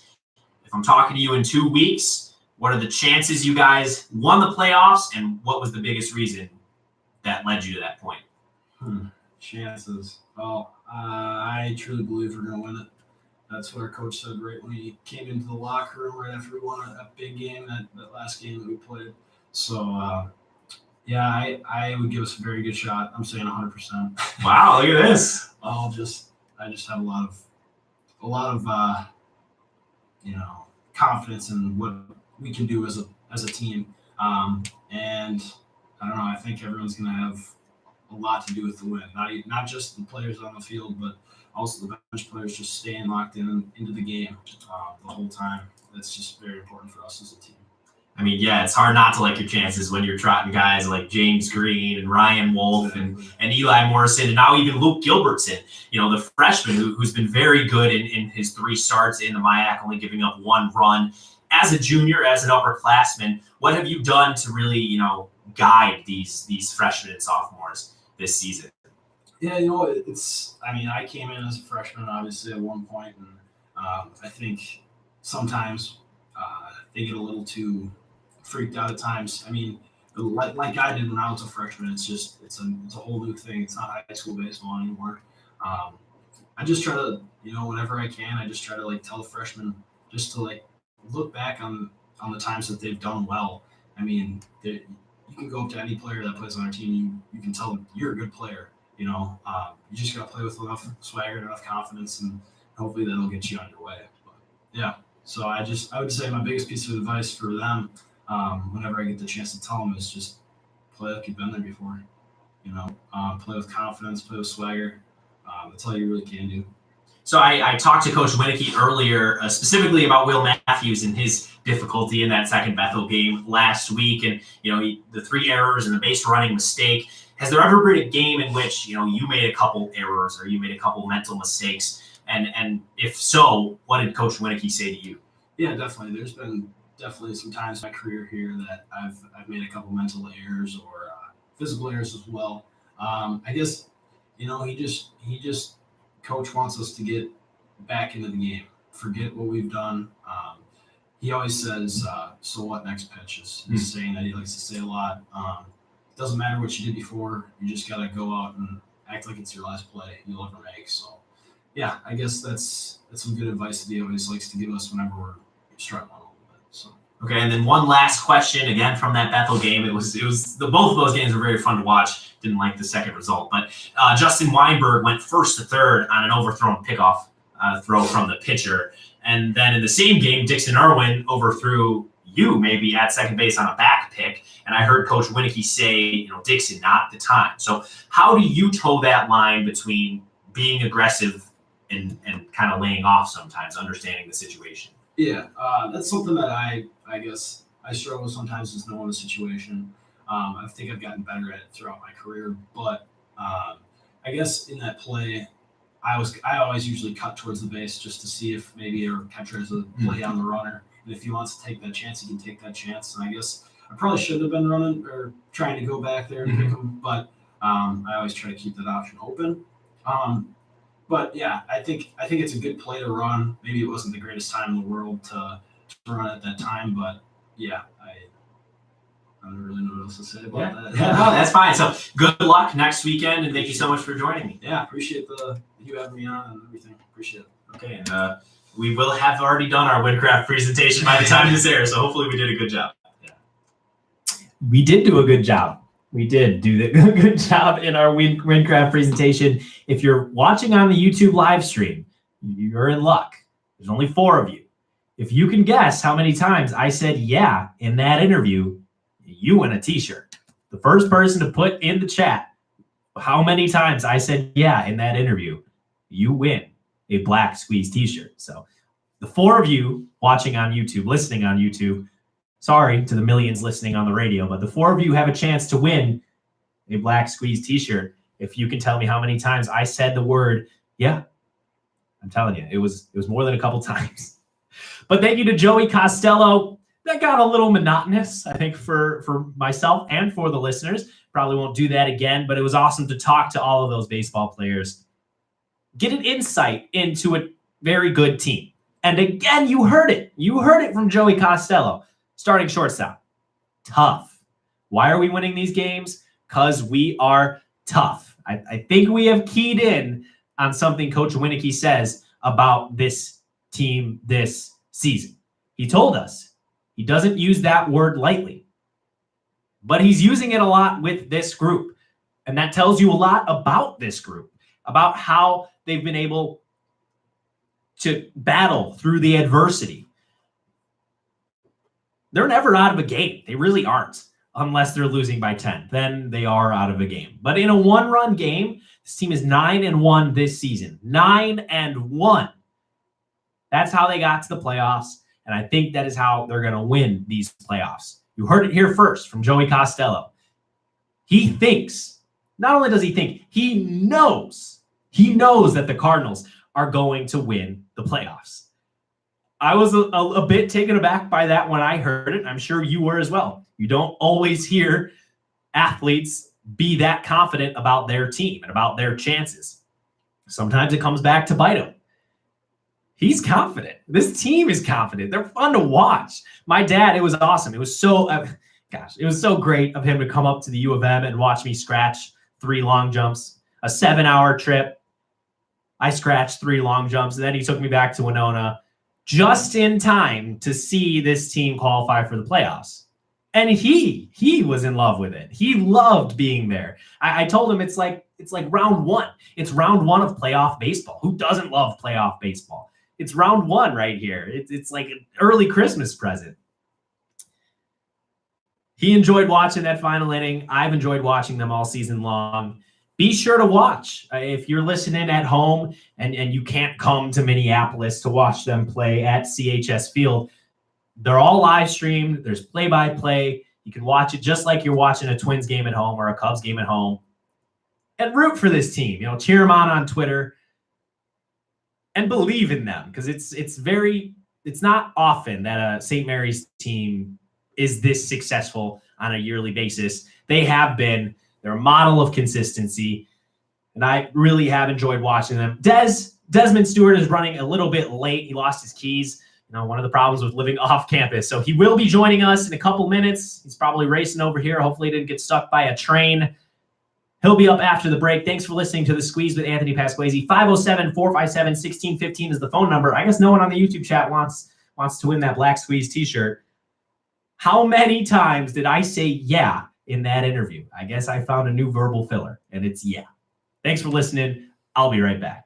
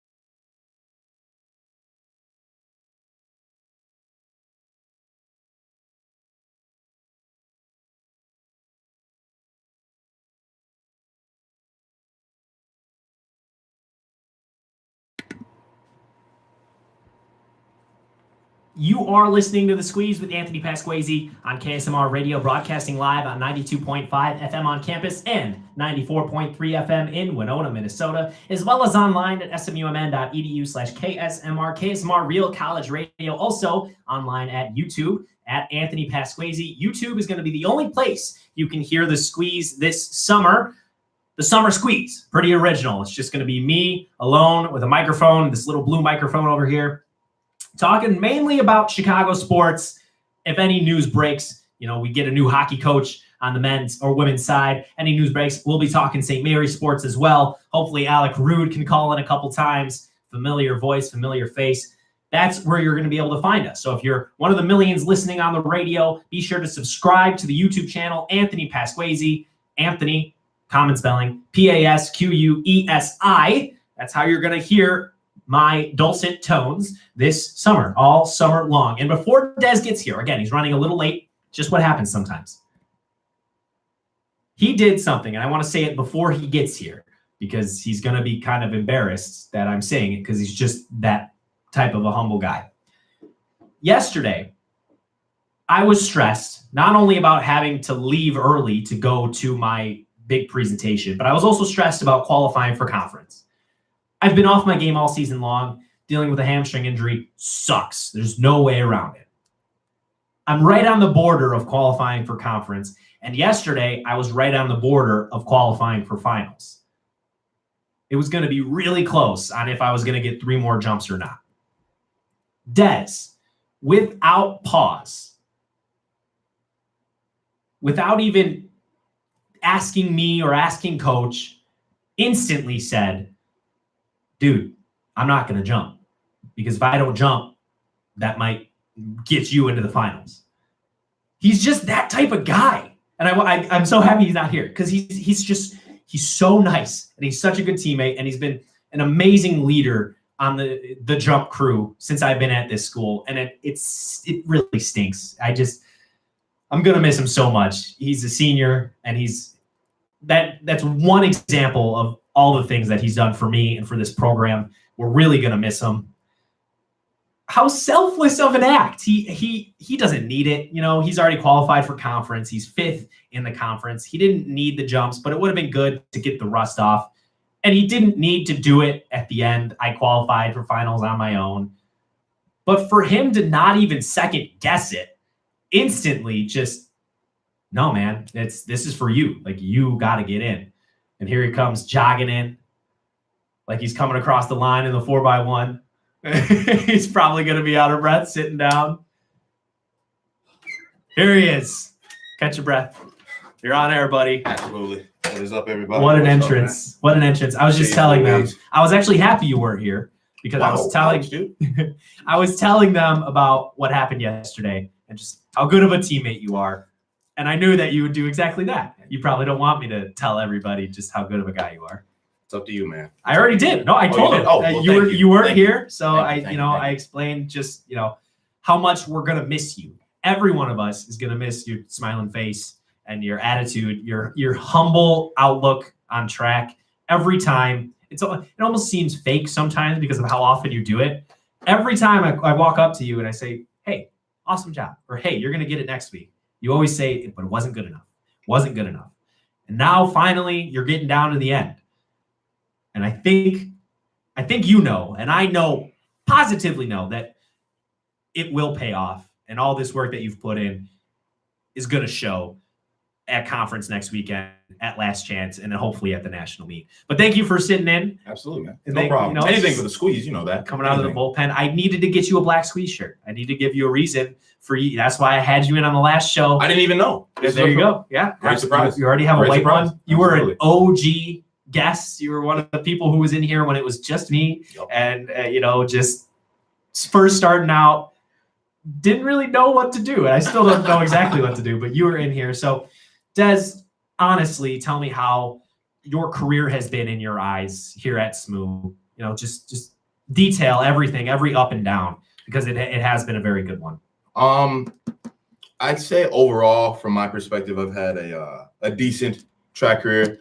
Not anything I know you're not going to agree with me at all on anything I say right now, but I think it's decent. Could have been a lot better. I had a lot higher expectations for myself, and Neil's put a lot of faith and a lot of hope in me as far as like what he thought I could accomplish throughout my career. And I feel like I've let him down on multiple occasions, but I've had overall, I feel, a decent track career, not nearly as good as it should have been, but I'll take what I can get. I've had my my accomplishments, my regional honors, all conference, second team, first team, But overall, I'd say decent. If I had to go from scale of 1 to 10 my career, I'd give it 6.5 probably. But it's been a heck of a ride. It's definitely been a heck of a ride. I'm very sad it's going to be over with soon, but I'm very excited for these last next weeks because I'll be the most motivated these last next weeks. So. Yeah, and again, triple jump, I had told him about how you only had to do it once to qualify because you're that good. And that, I think, is your event. I think that's your event to win conference, to pop a huge one. We know it's in those legs, to get to natties. How are you feeling? Like physically, Good. How are you feeling? You're feeling good. You're Good. peaking at the right time. And, have you talked to Niels about your priorities heading into the MIAC championships next weekend? Yes, we actually had that conversation on the meet yesterday. But actually, I talked to him before the season started, and I told him honestly I wanted to do anything the team needed. So whether it be 4x4, 100, 200, 4x1, long, triple, try high jump again, anything Niels needed as far as if we wanted to get more and more points. I told him I'd at least try, give it 110% effort, do what I can. But now, after the conversation we had at the meet, the priorities now are 4x1, long jump, triple jump. And I think I didn't do the 200, so I won't be able to qualify for it for MIAC, but I did the 100, so I might qualify for that, and I might do that just to see if I can get more points. But the main goals are long jump, TJ, 4x1. And of those 4x1, you're already 30th in the nation, and that sounds like a lot, but it's 1/10. It's 1/10 between you and qualifying for that coveted national meet. What has to go right? You get to run it twice at conference and then one time at last chance. So you have 3 more chances. What has to go right? If you were going to predict it, what happened to get you guys to the national meet? I mean, everything's going to have to be as close to perfect as possible. And we're going to have good competition next to us. Mm-hmm. We can't go, I think with conference that's going to help because the team, if we beat that team, St. John's, we're probably going to go to nationals because they are 1/10 ahead of us, and they're currently, I believe, 17th in the nation. So if we beat them, most likely we can go to nationals. But the thing is, we also need nice weather. And for conference, the weather will not be nearly as good as it was on Saturday. So that's always 50-50. I mean, a conference championship would always be nice, and then we have last chance. But then that's the thing. If we save it for last chance, a lot more pressure. Things might not, it might get in people's heads and things like that. But as far as us qualifying, things are just going to have to go just as perfect as possible. The Saturday meet gave us a lot of confidence just because that was our first time running in that order for the first time. Yeah. And we shattered the school record. So that was really nice. But we're going to definitely need to work on sticks as usual, get that, as perfect as possible. Whoever's coming out, going to have to get their start as nice as possible and just hope everything goes well, honestly. But I'm excited. I'm excited to watch you guys. I'm excited too. But this new lineup that you said was thought up by you guys. It was thought up by the athletes. It is Boone starting. He hands it off to you on the straightaway. Then I give it to Noah. Then Noah is next. That's the change. And then Kyle, the anchor, finishing it up. Yep. Why did you decide as a team without coaches, consent at first that was the right order? One of the reasons was last year outdoor, that was the order, except for Noah, it was Andy. Andy was in it. Gotcha. And as you saw, we were in the lead the whole time until, the tragic accident had to happen to Kyle at the very end. But we were basically in first place throughout the whole race. And so that really showed us that order works the best, just because, of course, we want Kyle coming out the blocks because Kyle's the fastest out the blocks. But Boone's got a great start as well, and Boone will be able to stay with anyone at that first exchange, no matter what. And then keeping me on the straightaway just because I'm a tall guy, so me being on the curves would help nobody. Yeah. And so the change from me going to 4th to 2nd and switching that with Kyle is because me 4th, I possibly 50-50 can hang with anyone that's going to be in that 4th leg because ideally 4x1, your 4th leg is the fastest guy. And so for us, that wasn't true at the time. And so I was either to maintain the lead or get as close to the lead as possible. But with me switching to 2nd, I'm most likely going to be faster than those guys in that 2nd exchange, and I'll be able to break the stagger a lot easier than with Kyle last. Kyle, best competitor on the team. No one's going to catch Kyle. Yeah, so if we're in the lead and Kyle gets it, he's just going to extend it. Or if we're close to the lead, he'll get it for sure. So that was really our main reasoning why we want to, because we like Noah on the curves and we like Boone on the curves. Boone's got a good start. And so that was the main reason why I feel like we wanted to switch it up, just because of, just the tactical reasoning. But it worked out. So did it take a lot of convincing of Niels to decide this new order? Yes. When we first decided the order, I think it was early. That was like right away. That's what we were gonna do, and so we did it for I can't remember. We had so many meets canceled for the first 3. I think we did it for 3 meets. And then like as you know, a couple meets, they have botched handoffs, things like that. You know, and so we were thinking this order just because, like I said, we'd done it in conference already, and we'd seen it, almost work to perfection. And so we were thinking, like I explained with our strengths and weaknesses, that we should just flip it around. And Niels didn't want to do it. He thought that was the right order. So he gave us the option. He was like, all right, if you guys go 41-8 with this order, we can keep it. So you did exactly that. We did exactly that. So he was like, yeah, he's never been happy to be proven wrong, but we did it. So, it's not good to be hard-headed, and he never really is. But exactly. So one more thing before you leave. You were pretty angry with me. Not really angry, but you were kind of angry with me when I didn't pick you in the athlete draft. Oh my gosh. Andy picked you in the athlete draft. He picked you and Kyle. It's just I didn't have you up on my board. I didn't see that much value. He saw the value in those rounds. I'm sorry. I had a pretty good team. You saw it. I had a pretty good team. Yeah, you did. And not just to make up for it, but because of the career that you had and because of the awesome season that you've had outdoor. I want to let you know that earlier today we did the inaugural Spring Squeezies. Spring Squeezies? And you won the men's track and field Spring Squeezie. So congratulations. I have nothing for you other than a hearty handshake. I'll take it. Absolutely. I'll take it. So you were the MVP. That's what the Squeezie is. You were the MVP of the men's track team this season. So congratulations, my friend. Thank you, man. Another handshake. Another handshake. Absolutely. I love you, Squeeze. I love you too, man. So 507-457-1615 is the phone number. This has been Desmond Stewart. Honestly, one of my best friends at SMU, one of my biggest role models. It's really is going to suck to see him go. And there's going to be something missing. Kyle's awesome. He's going to have his senior year next year, and the jump crew will go on, but we're going to be missing a big part of us. So thank you for everything. Absolutely, man. Thank you. Thank you. And thank you for listening. We'll be right back.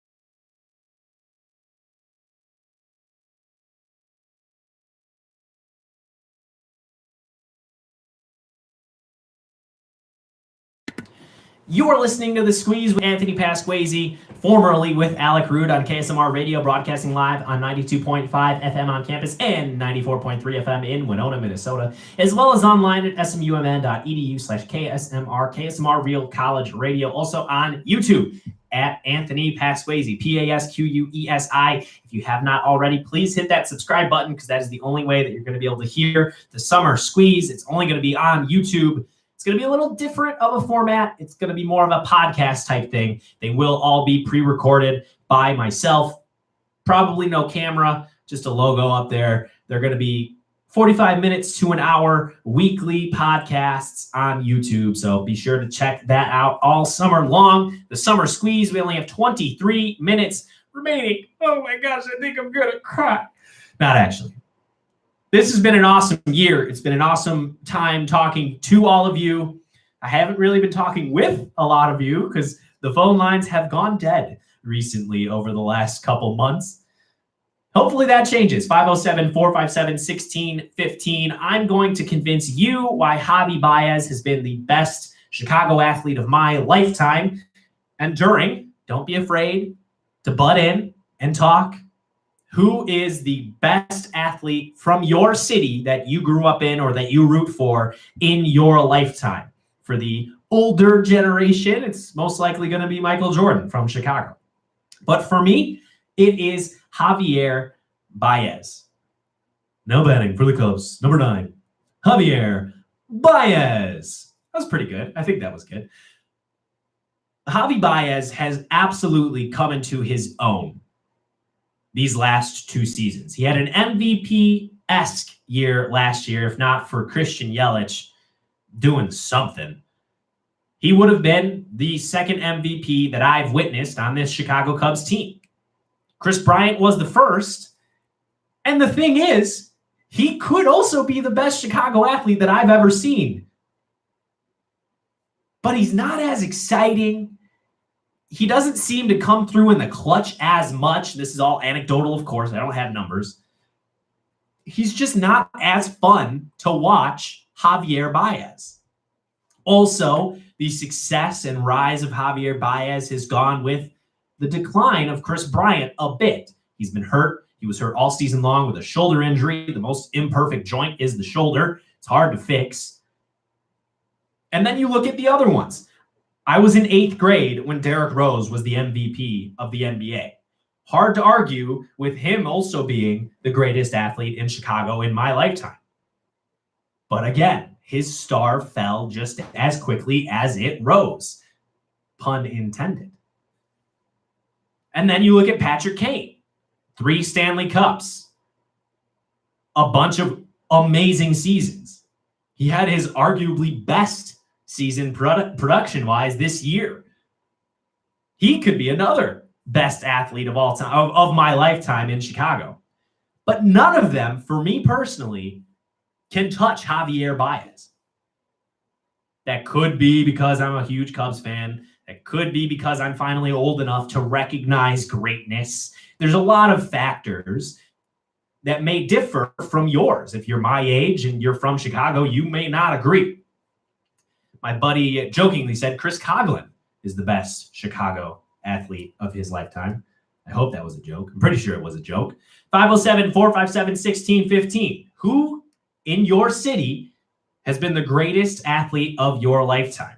Javi Baez hit a go-ahead home run yesterday. His 10th of the year. He's on pace to beat Sammy Sosa's Cubs franchise record for home runs.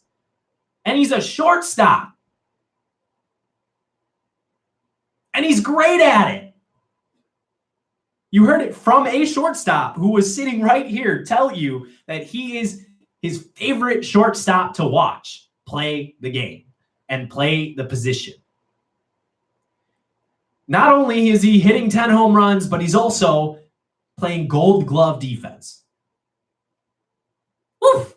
He's just fun to watch. So he hits that home run yesterday, his 10th home run. I immediately text my dad something.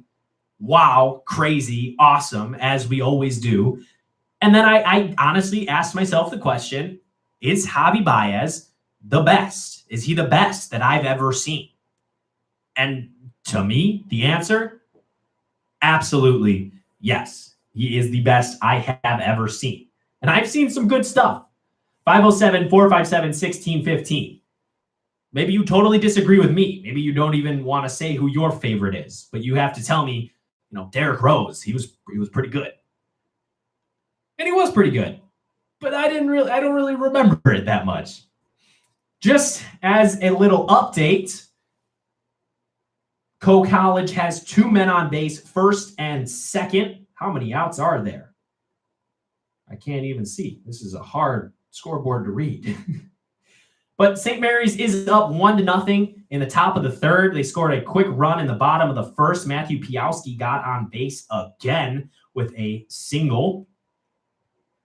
And I was caught off guard because the name of the pitcher for Coe College is Jay Green with an E. And I thought immediately, why is James Green pitching in a game that really doesn't matter? I don't know why I had zero faith in Coach Winicky, but he's not pitching. The other pitcher's name is Jay Green. Kind of funny. 1-0. St. Mary's is in the lead. 507-457-1615. Come on, guys. I gave you 2 hours. I gave you 2 hours to do something. It's still nothing. Javi Baez, greatest of all time. He is the GOAT. Having another MVP season this year, if not for Cody Bellinger or Christian Yelich. That's the other thing that we could talk about. Who are the other greatest players in their given sports to never win an MVP because of the greatness of other athletes? That's another one. It's real fun to talk to myself. It's really fun. I enjoy it a lot. All you millions listening on the radio, you 5 on the YouTube stream. It's awesome. 507-457-1615. Also, nobody wanted to take a shot at how many yas I said, so nobody wins a t-shirt. That's okay, too. Fan engagement, not high. Not high here on the Squeeze with Anthony Vasquez. So there we go. There's my case for Javi Baez as the greatest athlete of my lifetime in Chicago. Chicago, the city I've grown up in, the city I love.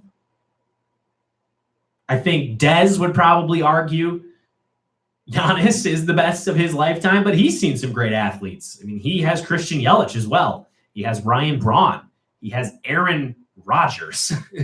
Man, for a city that doesn't get a lot of rep, Milwaukee, and I know Green Bay is not Milwaukee, but they're basically the same thing. It's the Dairyland. It's the cheese and cows, and that's all that happens in Wisconsin. Aaron Rodgers, Giannis Antetokounmpo, and Christian Yelich. My gosh, that is a 3-headed hydra. Not hydra. That's not the word. Is it hydra? I just saw Avengers Endgame, and they have that whole hydra thing. Hail Hydra. That's kind of fun. Actually, speaking of Endgame, it's been, 11 days since it came out? 11 days. So I'm going to spoil something. I'm not going to give you a hardcore spoiler, but I'm just going to spoil my favorite thing from the movie, just as a total switch, because no one wants to talk about Javi Baez. I saw Endgame by myself because I do best when I'm alone, I guess. And the first thing that happens is Iron Man is cast away after Infinity War on a ship alone. He thinks he's going to die, and he's rescued. And the first thing he says when he gets back to Earth, the first thing out of his mouth is, "I lost him." Who is he talking about? He's talking about Spider-Man. Throughout the entire movie, Iron Man, Tony Stark, the dad, is what I noticed, and it's what hit me the hardest. And it's the reason that I cried at a superhero movie, was his formation as a father. He started, that's the first thing he said, then we skip some amount of time and we realize he now has a family, and he's a literal father, and he has to deal with maybe losing that family for the events of the rest of the movie. And then he runs into somebody else from his past and realizes that that person was a father to him in a way that he didn't know. And then finally, this is a huge spoiler, so I'm going to give you 10 seconds. If you don't want to hear it, stop listening. 10, 9, 8, 7, 6, 5, 4, 3, 2, 1. So I just gave you 10 days and 10 seconds to see the movie or to turn this off. Spider-Man comes back, and that embrace between the two of them was amazing. I got goosebumps on my arms because it was, again, Tony Stark, the father. All of these events that surrounded this one thing, Spider-Man coming back, didn't matter. It was a dad and his son, and he's not even his real son. And then stuff happens. A lot of stuff happens. And something big happens. And this is why I cried. Because something happens to Tony Stark. And the biggest cut of the entire movie surrounding this moment is to Spider-Man and his reaction of what happens. And again, it's Tony Stark, the father, and his son, Spider-Man. And maybe it hit me so hard. That's why I cried. I didn't cry because I love Iron Man. I didn't cry because the MCU has meant the world to me and this is finally the end of it. That's not why I cried. I honestly cried because it was a story about a father and his son. And that hit me so hard because then I started thinking about my dad and how great of a relationship we have forged really since I came to school. We talk almost every day. There are times where I talk to him 4 times a day and I feel like I'm annoying him, but he still answers and we still talk about everything. So I think that's what did it for me. The entire Endgame movie, it was awesome. It was fun to watch. It was funny, great character development, great character endings, and it was really satisfying, the whole thing. But what really hit me was the father-son storyline of Tony Stark. Tony Stark, the father of the MCU, the father of Spider-Man. Gosh, there we go. I'm happy I got that off my chest. I've wanted to talk about it for 2 weeks now, about Marvel's Avengers Endgame. I gave you 10 days and 10 seconds to go see the movie. So sorry if I spoiled anything. You probably didn't want to see it anyways. That's another thing. As we're just rambling for the last 23 minutes of the squeeze, what is up with people complaining about spoilers? This is not exactly a hot take. If you're in the position to have something spoiled for you, you probably don't care about what has been spoiled for you that much. If you really cared and you really didn't want to be spoiled, you would have seen the gosh darn movie or you would have watched the gosh darn episode of Game of Thrones. Also, don't go on social media. If you haven't seen Endgame, if you haven't seen Game of Thrones, mute it. I mean, mute the word Endgame on Twitter or just don't go on altogether because you know it's going to be ruined for you. It's just a PSA, just my opinion. I love the comparison to the Super Bowl. If you tune into sports radio the day after the Super Bowl, they're going to tell you the score. So if you missed the Super Bowl, oh, I guess it's spoiled for you. But you probably didn't care because you missed the gosh darn game. So don't blame anyone else except yourself if something is spoiled for you. There was a lesson from the squeeze with Anthony Pasquazi. We're going to take a break. And then right after the break, I'm going to talk about this entire sophomore year, a year in review. And then I'm going to talk about the Cubs, where I think they're going to finish up. And then that's it, everybody. That'll be the end of the squeeze, the second year of the squeeze, 2 of 5. It's over, everybody. We'll be right back. Thanks for listening.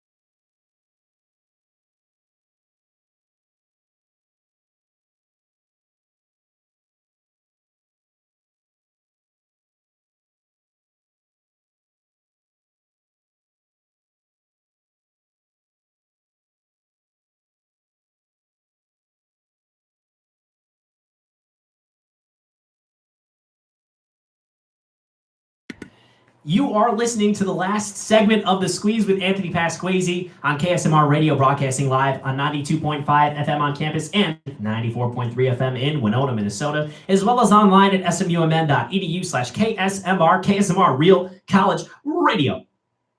St. Mary's is still up 1-0 now in the bottom of the third. Andy Tepp is batting 2-0, 1 out. The Cardinals have already had 4 hits in the game.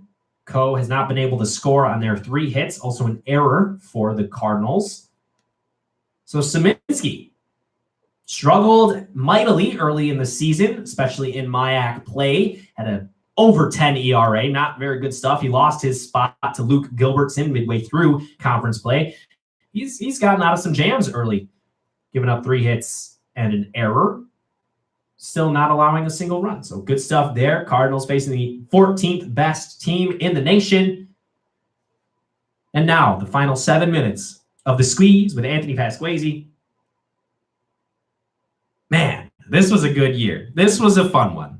This is just going to be my sophomore year through the lens of The Squeeze, because really, who cares about the rest of my life?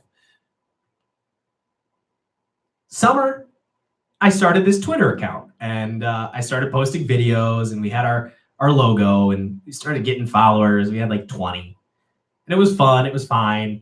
No one really watched the videos. No one really cared. They were kind of dumb. If you want to go back and look at those on the Twitter account at Squeeze4. And then I got this idea. It was partially my idea, partially my dad's idea. He's like, well, why don't we get T-shirts? Why don't we get T-shirts for the Squeeze? You can give them out to the athletes, and you can have giveaways, which we did for the first half of this year, 16-second Squeeze. And thank you, Tim Rude, father of Alec Rude. Great job, Anthony. Love the passion. Thank you. And again, thank you for raising such a great son, because it wouldn't be the same. It would not be the same without his hard work. And I love that we've found each other, because I think this is something great. It's going to be something great. So get the T-shirts. They're white. They're awesome. I wear it to the first day of school, moving day. I'm wearing the Squeeze T-shirt, and everything is awesome. And then we don't do a Squeeze for an entire month, because the radio station's online streaming service, and really the radio station in general, was just down.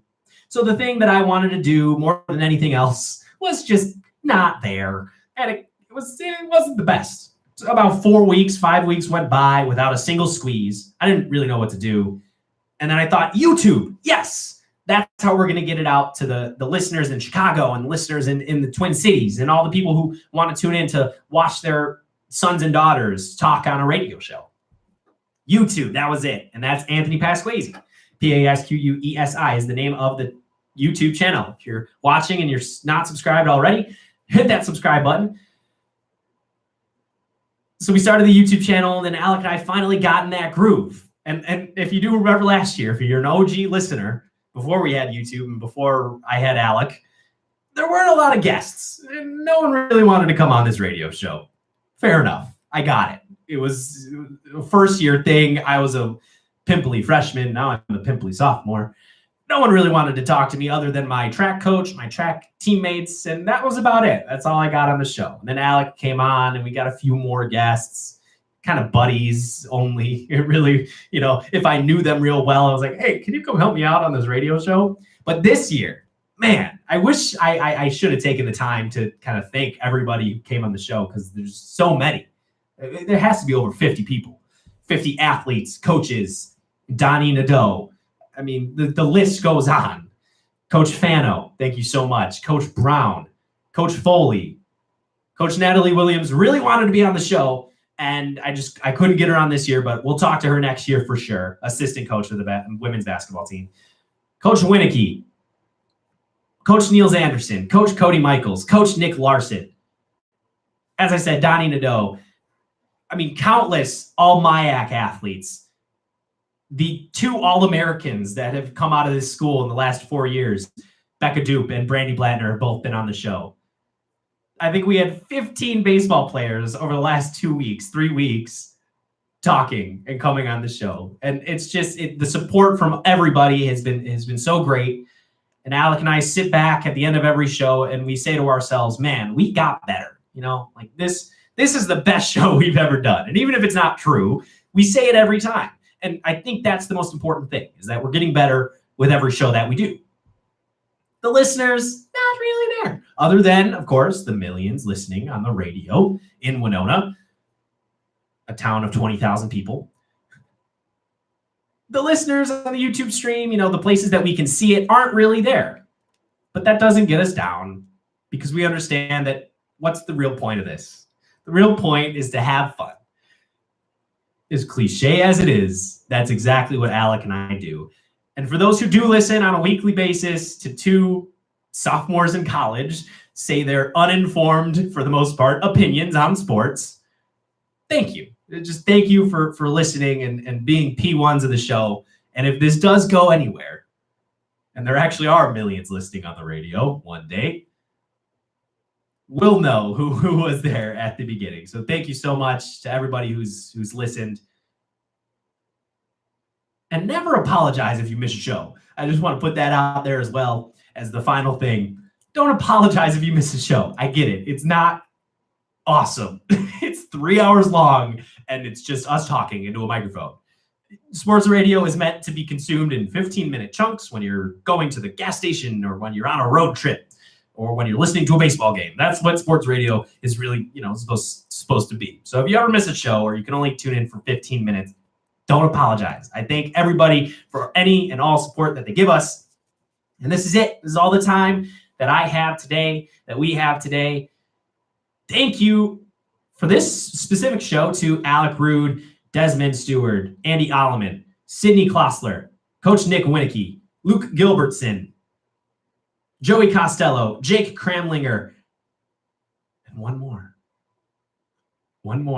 I can't think of it. I don't want to look.